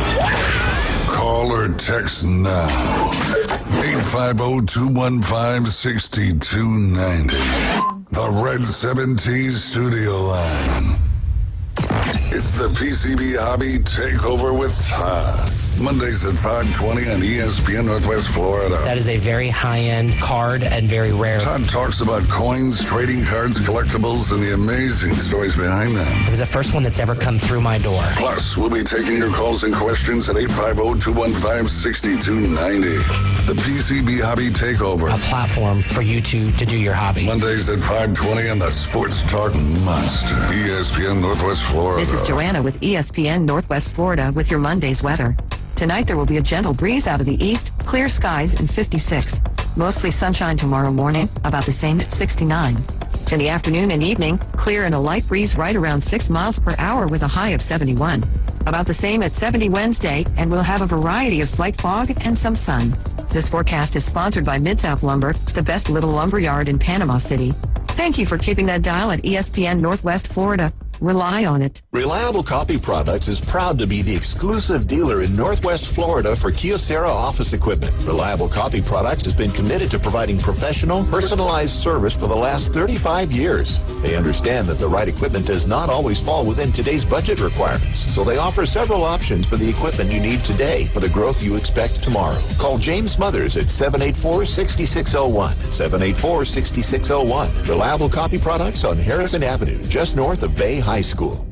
PCB Hobby, Beach's premier hobby store for sports cards, comics, coins, and trading card games. PCB Hobby carries the largest selection of boxes and packs from the latest releases of brands like Topps, Panini, Leaf, and more. Looking for a specific player or team? PCB Hobby has a wide assortment of raw and graded cards. They carry parallel rookie, game used, and autographed cards in both modern and vintage. Have a collection you want to sell? We buy, sell, and trade. PCB Hobby on Back Beach Road, just east of Florida Linen. Call 850-320-8388. Broadcasting from the CBC Construction Studios, the new Sports Blitz. Oh, yes! Rants, hot takes, and huge reactions are incoming on 104.3 ESPN Northwest Florida. Welcome back. You're listening to the Sports Blitz with Paul Wilson right here at 104.3 ESPN Northwest Florida. We are live, local, and worldwide. CBC Construction Studio, the expert in civil construction. You have a question, you have a comment, no problem. You can call in on the Red 17's phone line, 850-215-6290. As always, on a Monday at 5:20, we got the captain in the building. PCB Hobby live right here. Todd, how are you doing today, my friend? Happy Monday, everybody. Doing good. Been busy. Been working. I did take a little day off on Sunday a little bit. Got to watch some football. Yeah. That was cool. I watched Denver and Jacksonville play a little bit. And, sunshine in the boys. And I actually, I do like Trevor Lawrence. Yeah. I've always liked him as a quarterback. Thought he did amazing things when he was at Clemson. That's right, Clemson. Anyway, so it was fun to watch that. It's the first football I've been able to watch in a month. But it's been good. Haven't watched any college football. Heard you guys earlier talking about Alabama. So that's good. But we've been busy. Been doing a lot of stuff with the streams, of course. It's weird. It always winds down a little bit. We have people out, people who want to visit with their families, have time over the holidays, so schedules kind of get crazy. But what that generally means is you get this guy on the stream. That's what I'm talking about. So you will see me on the stream tonight. You'll see me on the stream tomorrow night on comic books. You'll also see me on the stream Christmas Day. We'll be doing all the streams Christmas Day as well. Christmas Day, Christmas evening. I believe we're actually going to do a mystery mystery coin show, mystery coin bag show on Christmas Day. So that's going to be kind of interesting. We'll probably run regular stuff for a while till everybody gets their presents open and it gets towards the afternoon, and then we're going to go ahead and light into something like that. So that's going to be a lot of fun. But yeah, I'm going to be around. You should get a patch, the PCB Hobby patch, and put it on a Santa hat. So, what do you say that? I actually had many different hats I used to wear on stream. Yep. Yeah. The bulk of the streaming was done by myself and/or Bill when we first started. And so my wife's idea, Dr. Sharon, said, hey, why don't you get a hat and wear a hat? I said, okay, well, what kind of hat should I wear? So we started getting all kinds of weird hats. It was crazy. There was a Vikings hat. There was a Santa hat. The 2 Christmases ago, I had the Santa hat on. That's right. There's turkey hat. There's cowboy hat. There was just all kinds of hats. But then she finally came to this one. She said, let's put you in a fedora. I said, okay. She said, but I'm going to put detachable items on the fedora. Yep. So there were champagne glasses for New Year's Eve. There was Mexican tacos for, Cinco de Mayo. There was so for a year, I was in this hat with these interchangeable things, and that's what I would wear on the stream. And of course, we always had the video on me, on the host as well, and so they would see all that. So eventually, she gets me this captain's hat, no PCB Hobby emblem. Yep. And I said, I'm never taking this hat off again. She says, shut up. You shower with that thing? Yes. I think he probably does. Which is why it stays white. That's right. I like it. It's clean. It's clean. That's right. So anyway, so this is about the 10th one I've had. Yeah. And the reason there's a logo on it is because my daughter so kindly sewed logos on like 5 of them. So I think I have 1 or 2 left. But we'll probably upgrade it a little bit and get them actually embroidered next time, and it'll be pretty cool. But Jeff wants you to sign one and give them to him. So, are you ready for this? I've sold several on stream. That's right. And of course, silver pen, silver Sharpie, I have to sign them. Yes, and they want them signed. And they go as high as $100. Yeah, there we go. Yeah. Actually, what would be cool is a Pirates one. So I had a Pirates one. In fact, I went one step further, Captain Jack Sparrow hat. There you go. So I had that one on. Yeah, Please, we've done everything. We've already talked about Johnny Depp enough. Let's not talk about. We know that's his. We're not going his there. Man crush. So just stay off of that. But a pretty quiet week. Did go down. Bill and I went down to Orlando and hung out for a day or two. That was a lot of fun. Got to meet a buddy of ours and go out to dinner at a nice Italian restaurant. So that was a lot of fun. It was cool to see. Got to stay in a place that we would stay at the Parc Soleil. It's a Hilton Grand Vacations property. But we've been staying there for years. In fact, Sharon and I started about 13 years ago when the first time we went to the Fun Show, the Florida United Numismatist Coin Show. It's always in the beginning of January. That was the first time we went down there in 13 years ago. And so we've been staying there ever since, every time we go to Orlando. So a great property. So a little shout out to them. But I've stayed there many, many times and just have a lot of fun. Anyways, it's just scouting out some areas. And, of course, we have 5 cons there this year. So the Fun Show actually is coming up the first weekend, full weekend in January. Not like the 1st and 2nd, but like the 8th, 9th, 10th, something like that. So we'll be at that coin show. So that's one. They have another one in July. Then there's a Collecticon in May, which is TCG's. And then there's MegaCon as well that we'll be going to, and that's at the end of March. So we're really excited about all that. So that's kind of what we've been up to. Again, been picking up more comic book collections, coin deals, you name it. Now, gold and silver. Okay, that's the news. Way up. That's the news. Way up. So let me tell you, I have it on my phone every day. So right now, the market closed. It was 68 and some change. Yeah. Well, it jumped right at the end, and it was like 68.98. It was almost $69 an ounce for silver, which is nuts. This is like unbelievable. You guys, when I got in the business, it was $8 an ounce, and I've only been in the business pushing 20 now. So not that long ago. Let's call it 2005, 2007. Time to get those gold bars out. It's not quite 10-to-1 odds. Yeah, but getting there. And so it just went up 21 more cents at $69.19 right now. Wow. Gold is at $4,456, highest it's ever been. Do you want to know what silver was on December 22nd, 2024? Yes. $28.92. Yeah, it's over doubled. Wow. Now, Orlando's a great convention center. Huge. Like place, they just invite, they know what to do. They're entertaining, everything's just great. And it's nonstop. Is it a good place for a beginner to go and just see the sights and just be... Okay, so if you want to be wowed, it is the place to go. Yeah. I would have to say MegaCon is number 2, number 3 on the list of the largest comic book conventions, okay, in the United States, probably world. And then Coin Show, it is the number 1, the January Fun Show, or the Winter Fun is what they call it, is the largest coin show in America. By bar none, by far. Wow. And it's secondarily in July, the Summer Fun is fairly large as well. There's 1 or 2 other very large ones as well, but they take the cake. And so if you want to be wowed and you're within 5-6 hour driving distance, that's the show to go to. Yeah. You're going to see everything under the sun. You're going to see every type of vendor. You're going to see every type of coin from highest to lowest. I mean, it's the way. It's the way, which is why I went there. And I ended up meeting my first few years, and ended up meeting many, many good coin dealers who I wouldn't say took me under their wing, realized that I was pretty decent to deal with, but definitely rigid and hard to deal with. So it was good. It was good for me. It was good for them. And so we've kept all those relationships, and it's been really great. So we're going to go spend a whole lot of money, because remember, we sell a lot of this on our stream. And so we have to keep up with inventory.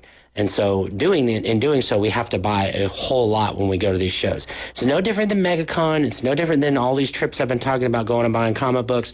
You got to have the inventory to sell. If you don't, because we sell a lot on these streams. So, and then you throw in the boot, you have a retail shop, and you can ask Brian, it's the same thing, what sports cards are you guys finding in collections? Because we need them. Because people are coming in every day. And you listen to what people We have to. I mean, you have to have what everybody wants. I mean, if you don't, you're not going to sell anything. Oh, yeah. But the store's done extremely well this year. We've been super proud of everybody. And it's been a great year. It's been a great year. See, that's where you're pretty much top notch, is you go into your store and you have so many different items to look at. Who wants to just be narrowed down to something they don't even want? And this funny thing, I was there yesterday. I actually went there with, so the artist that came in this last weekend was Ryan Kincaid. He's out of Kansas City. So we went over there before his flight to take him to his flight, and several of us were over there. And it is amazing. Even I am still amazed when I walk in, like, that wall is so full of just so much different stuff. Those cases are so full of so much different stuff. It's like, what could you not find something to buy? You know what I mean? Yeah. Like I mean, you'd have to be able to find something. I mean, if you think about it on sports, we have 3 jerseys to buy, autographed, framed, high-end stuff. Think about the eras that this covers. Jim Brown. Oh, wow. Dwight Gooden. Shea Gilgeous-Alexander. Yeah. Just happen to be all next to all each together. other. We're talking about 70 years. Right. We've got a little of everything. The cards in the cases, same thing. A little of everything. Cards out of the thing. In fact, one of our great streamers, Big Kern, who's been here, talked about Star Wars and stuff before. He's been on the radio with us. Anyways, he was there, and he's like, I needed a few Giants rookie cards. And so, sure enough, there's like 4 or 5 of them in the box sitting there. I mean, again, anybody wanting anything, we have it. And so that's really kind of neat just to be remembered of that when you go in. Because I don't go over there a ton, but I do go over there enough to know what's going on. But the old-time players, like you were saying, the Jim Brown and all that, when I see some that I really didn't get to see play, like I saw one recently, it was Roger Staubach, and I was almost like in awe, like, wow, that's like just a huge name from the past. But I didn't get to see him play. Funny thing is, I didn't either, yet it's totally my wheelhouse is vintage. That is what I collect. That's what I do. And Brian's the same as me. I mean, we know vintage very well, yet we didn't really see many of them or remember them as kids when they were playing. I kind of do, because my dad watched football when I was growing up, but I don't remember a lot of the names. I was a big Redskins fan back then when I was in the Hogs. And I did remember getting to see him. I think it was probably like 81, 82. I think he was still playing when I was 6, 7 years old. But that's about the extent of the memories that go for me. I grew up with, Montana, Rice, before Romo, Aikman. Yeah. All those guys. That's my era. Late 80s, early 90s. Yeah, I was still a real, with all of you guys, I was still like really young, God. So I didn't really, So why do you look so old then? I'm just asking. I'm just asking. It's just distinguished. His wife makes him old. It's distinguished. Yeah, they tried to say that, but listening. They tried to say that with me. I look distinguished, but I've been gray since I was 19. So just keep in mind, Jeff, we're older than both of these guys. Yeah, exactly. Yeah. Anyways, so we love the older cards, and it brings back not necessarily memories, but brings back memories of actually collecting. Because remember, I had a sports card shop when I was 13 years old, and I'm 49 now. So 36 years ago, back in the early 90s, I'm sitting there collecting these same cards, Gale Sayers. I'm collecting, Willie Mays and stuff like that. Tony Dorsett, and getting all their rookies and Jerry Rice and Joe Montana and all that stuff. That was in my wheelhouse, and that was, so I have fond memories of it because I was 13 when I was collecting those cards. And just think of it like, just like fantasy football, it started off with baseball. Right. The cards are the same way. Mm-hmm. And now just look at what it's created. Look what it's created. And they make everything. To ring in one of Brian's points right before we got on, that Topps is making... They're making Pixar. Yep. They have Marvel Studios actually dropping this week. So when they put out Marvel Chrome, that's more the artwork, the comic kind of end of things. Marvel Studios, this is the movies.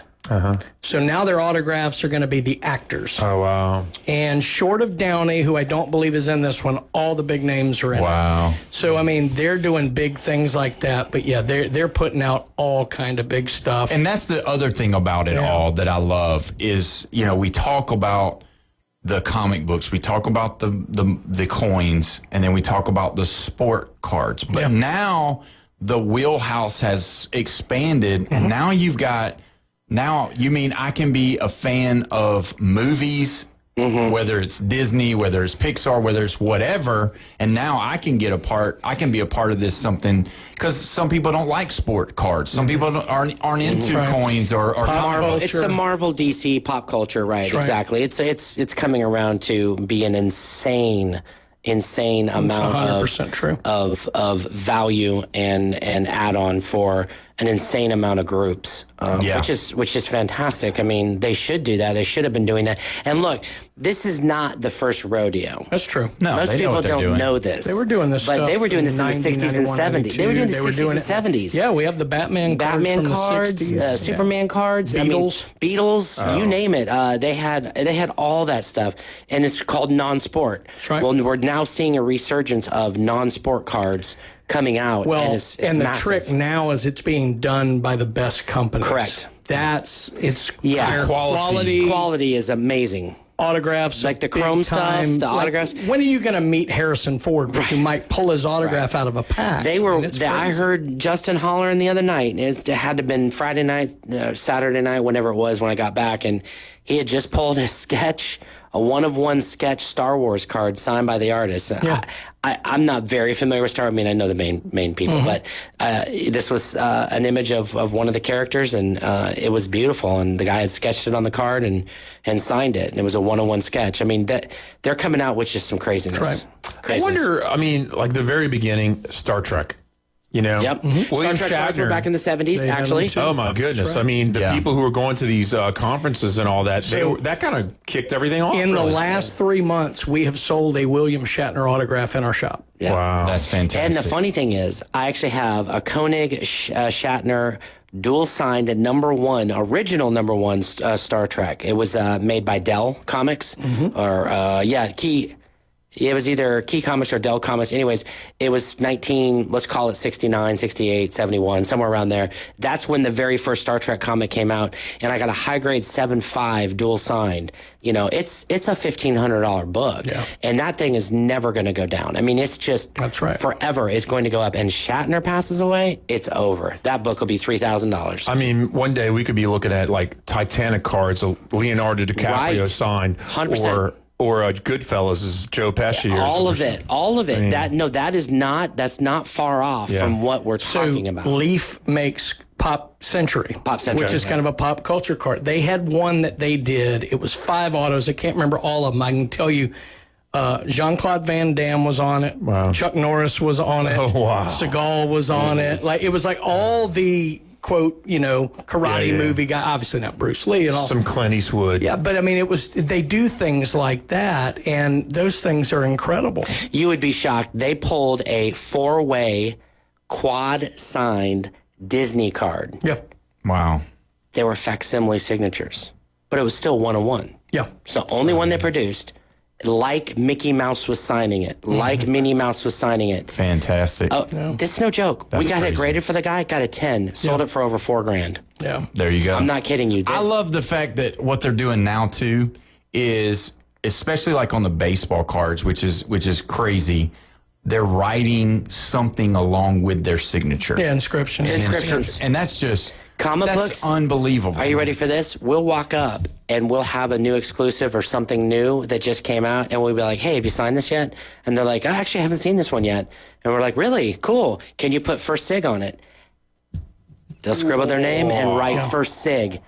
That's the only one in the world, right there. Premium. That's it. That's right. We That's get how that you thing make it graded. work. That's how you make money, right there. That's it's crazy. fantastic. And we've had some First Sig by a few high-end people, and it's like, wow. Yep. This is amazing. It's an amazing thing. So there's just so much to collect and so much to do. And we could talk for hours and hours and hours about it. But, we'll just give you the quick rundown. Come to PCB Hobby. We got tons of stuff. 11939 Panama City Beach Parkway. Closed Christmas Eve and Christmas Day, but be right back at it on the 26th at 10 a.m. That's it. How can people find you on eBay? It's eBay Live. So when you open up your eBay app or you go on eBay's, on the very first page at the top, there's a button. It says eBay Live in green. They have it highlighted green now. Click it, PCB Hobby. Boom. Fantastic. Todd, thank you so much for being here. When we come back, we are going to finish off this talk about the college football playoff. You're listening to the Sports Blitz with Paul Wilson at 104.3 ESPN, Northwest Florida.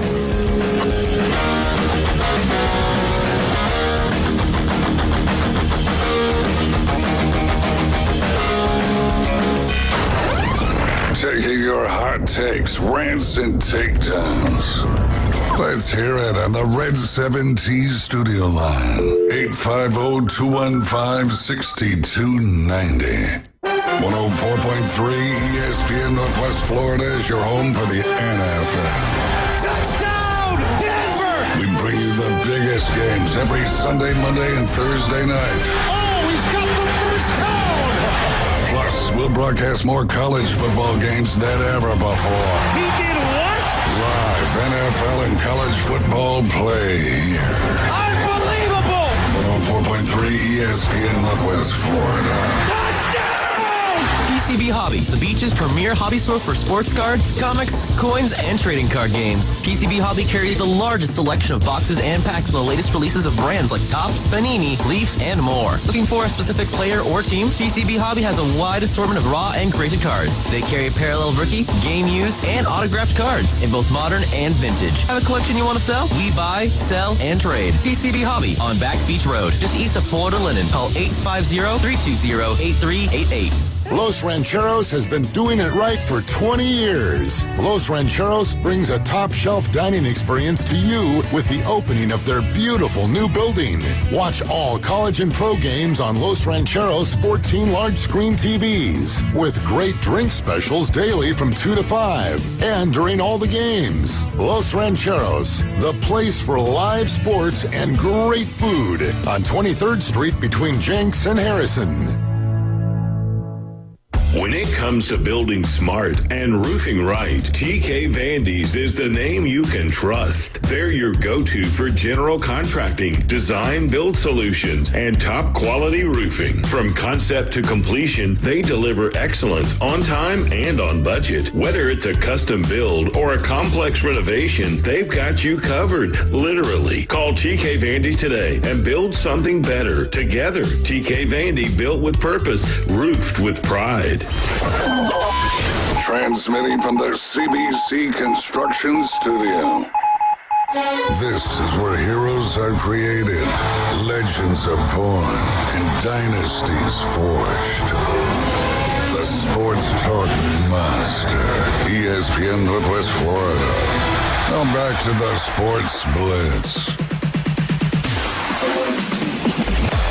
Welcome back. You're listening to the Sports Blitz with Paul Wilson right here at 104.3 ESPN Northwest Florida. We're so glad that you joined us today.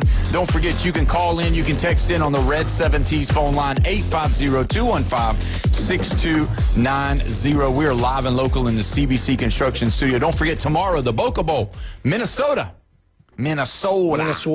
And New Mexico playing tomorrow at 1 o'clock. I can't wait. I know you can't. You can't wait. But either way, have to. Right here, 104.3 ESPN Northwest Florida. Don't forget, we will be here tomorrow. That is something I wanted to make sure you understood. We will be here tomorrow. We're going to take Christmas Eve off and the rest of the week off, and then we will be back next Monday. But we will be here tomorrow, so it's going to be awesome. You know, guys, when you look at the Texas A&M Miami game, that was the one that everybody was kind of anticipating. They didn't really know what team was going to show up. Was it going to be the Carson Beck that throws 3 interceptions, or was it going to be the Carson Beck that throws 3 touchdowns? Was it going to be the Marcel Reed that just could not be stopped, or was it going to be the Marcel Reed that could be stopped? We got a little bit of both. We got no offense, all defense, and let's see. I'll go with you, Brian, first. What do you think about it? All right, here's what I was curious about this ever since the game ended, because Jeff and I have gone back and forth on this before.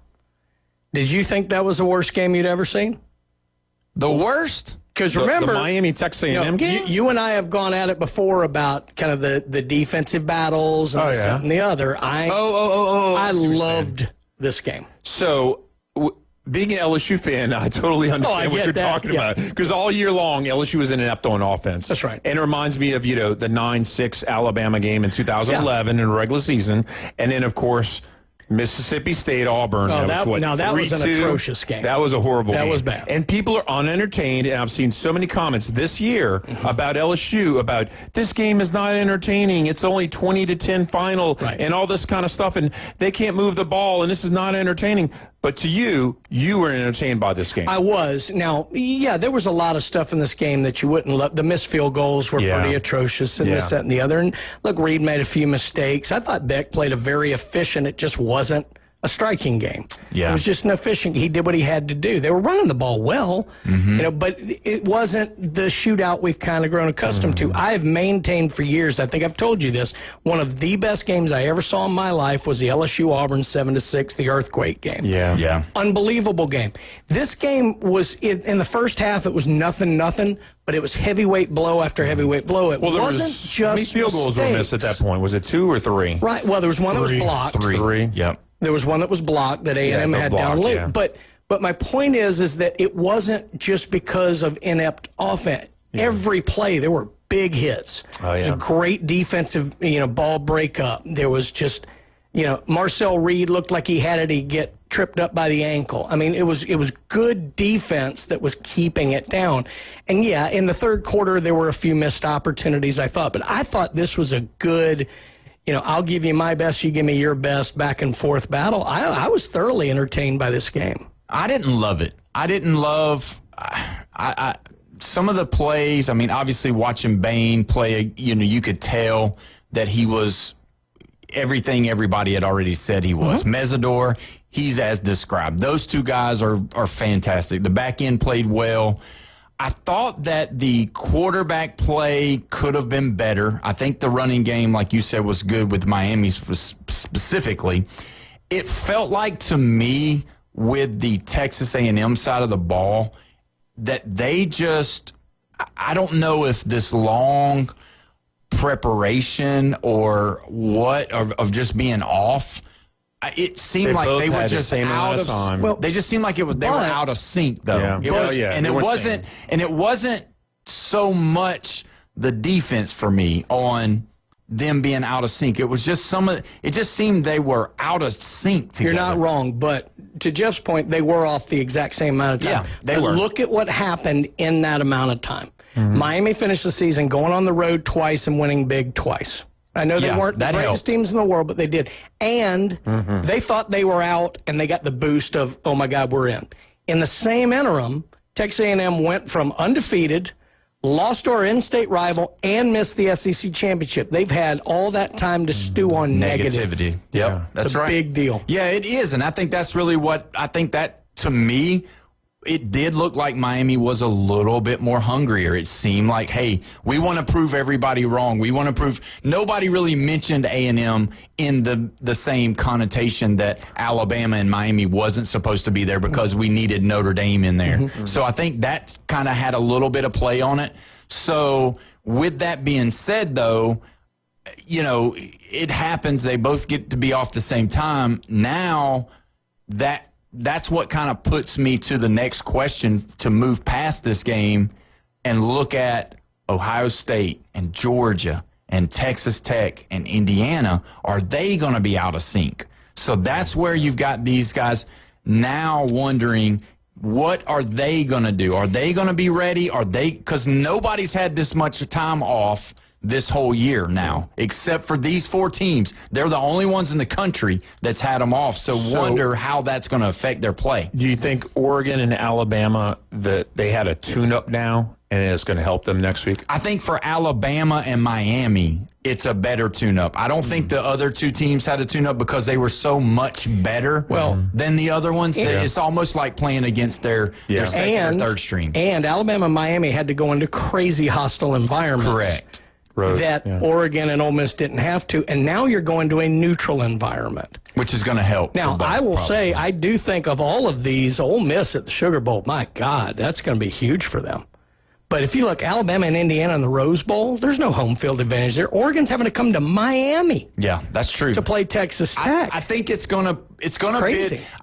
Georgia's going to travel, so I think they'll be there. I don't think it's going to be a 60-40 type thing. If it's 50-50, I would say, but I don't think what it's going to be I'm saying is if you're Georgia and you're hosting that round, you would expect generally you would be the dog 70-30. Yeah. They're just not going to be, not in this scenario. Yeah. Ole Miss hasn't been there. Like, people are going to be second mortgaging their house to go to this game. They are. Yeah. And it's something else. But the one thing I would say to your point of, are we going to see that same kind of layoff? The other thing to remember is these 4 teams, at least 3 of them, I think, are undoubtedly the best 3 teams in the country.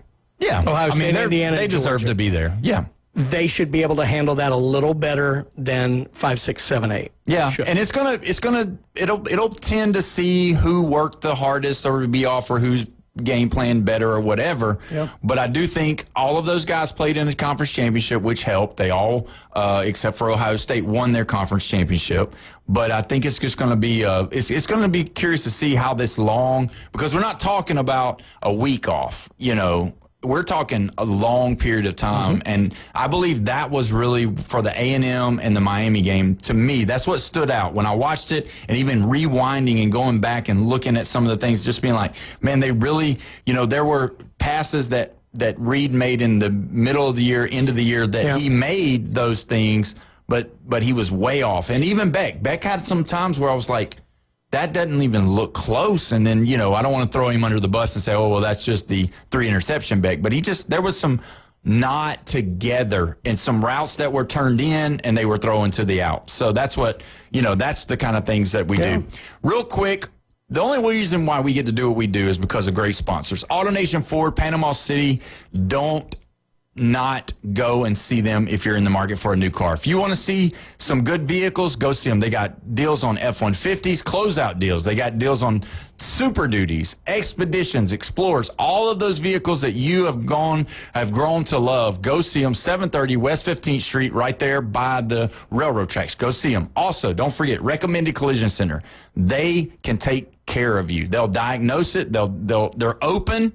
And you want to look good before you get to your family's houses for Christmas. They're still there. Give them a call. Go see them. They're on Jinx Avenue. Don't forget. And also, go to the website, ESPN Northwest Florida. Click on the Little League app so that you can sign your kids up for the baseball and softball, the Panama City Little League.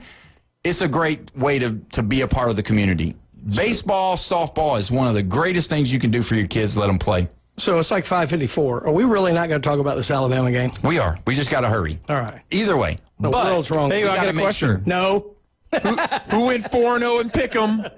Jeffrey. Yeah. I did not. Y'all left. I did not. You did not think? I picked Oklahoma. I had Alabama. Yeah. And then I picked Miami. And you know what you asked me? Mm-hmm. Why? I picked Miami. And I said, because there's got to be an upset. It's a good matchup. Because there was no upset last year. That's true. And I said, this is my upset pick. It's a good matchup. And I picked it, and I got lucky.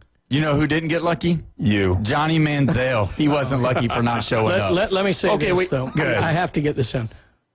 Kane Womack, Alabama's defensive coordinator, coached a terrible first quarter. Yeah. And then coached the 3 best quarters he has at Alabama. Because that wasn't just what he used to do is he'd just go straight blitz, bring 8. What we saw were different blitz combinations than I've seen all year, and we started getting to them with 4. That was the key. The way he mixed things up, the way that he completely disguised and confused Mateer on the pick 6, genius play calling. I mean, Kane Womack deserves a lot of credit for that game. And look, a lot of things played into Alabama's favor. Which play was the biggest? The 3rd down conversion. Yeah. The 4th down on the touchdown where he evades 3 tackles. The Oklahoma guy dropping the ball when it looked like Mateer could have run it for the 1st down, the pick 6, they were all big plays. Yeah. But the whole momentum shifted. But the fact that Alabama started getting to Mateer and then pivoted off of that and was starting to get to him with 4, that's all on Womack. And if you notice, he started having happy feet. So that's what happened. Once he got him to where he knew that he could not block the 4 down linemen, the happy feet started. And Mateer, for whatever reason, he was getting a little bit edgy and starting to get the ball out quicker, and it wasn't a good quick. It was before they were breaking on their routes, and they were out of sync. So, and it was because of the pressure from Alabama. And that Alabama defense, the confidence, they just flip on a dime. They could be down 17-0. They don't care. They're doing all these combination of things, and you could just tell they knew they had Oklahoma rattled. And it's the back end has played very good all year long from start to finish. They've always played good, but they weaned off because of the inability to score and to extend drives. This week, they were able to extend the drives, gave them some rest on the sideline, and they were able to. Georgia beat the hell out of us. There's no doubt of that. But in that game, you saw how important Cuevas is to that offense. Yeah. And he didn't have the big flashy plays, but every time they needed a big one, it was him who delivered. That's huge for Alabama going forward, the fact that he's able to play. You have to mention the wide receivers. Alabama, those catches, come on, man. Jermaine, Bernard. Yeah, that was crazy. Yeah. I mean, that play right there, that was it to me. That there was a bunch of them, though. There was a lot of times. These guys were covered. Yeah. And it wasn't anything stopping them. It's going to be curious to see what happens with this Indiana game. I'm telling you, and we'll get a chance to talk about it again on Monday. But we'll be back tomorrow. Thanks for listening today, guys. We appreciate it. You've been listening to the Sports Blitz with Paul Wilson right here at 104.3 ESPN, Northwest Florida. We'll see you tomorrow. The new app from 104.3 ESPN Northwest Florida is designed specifically for sports fanatics like you.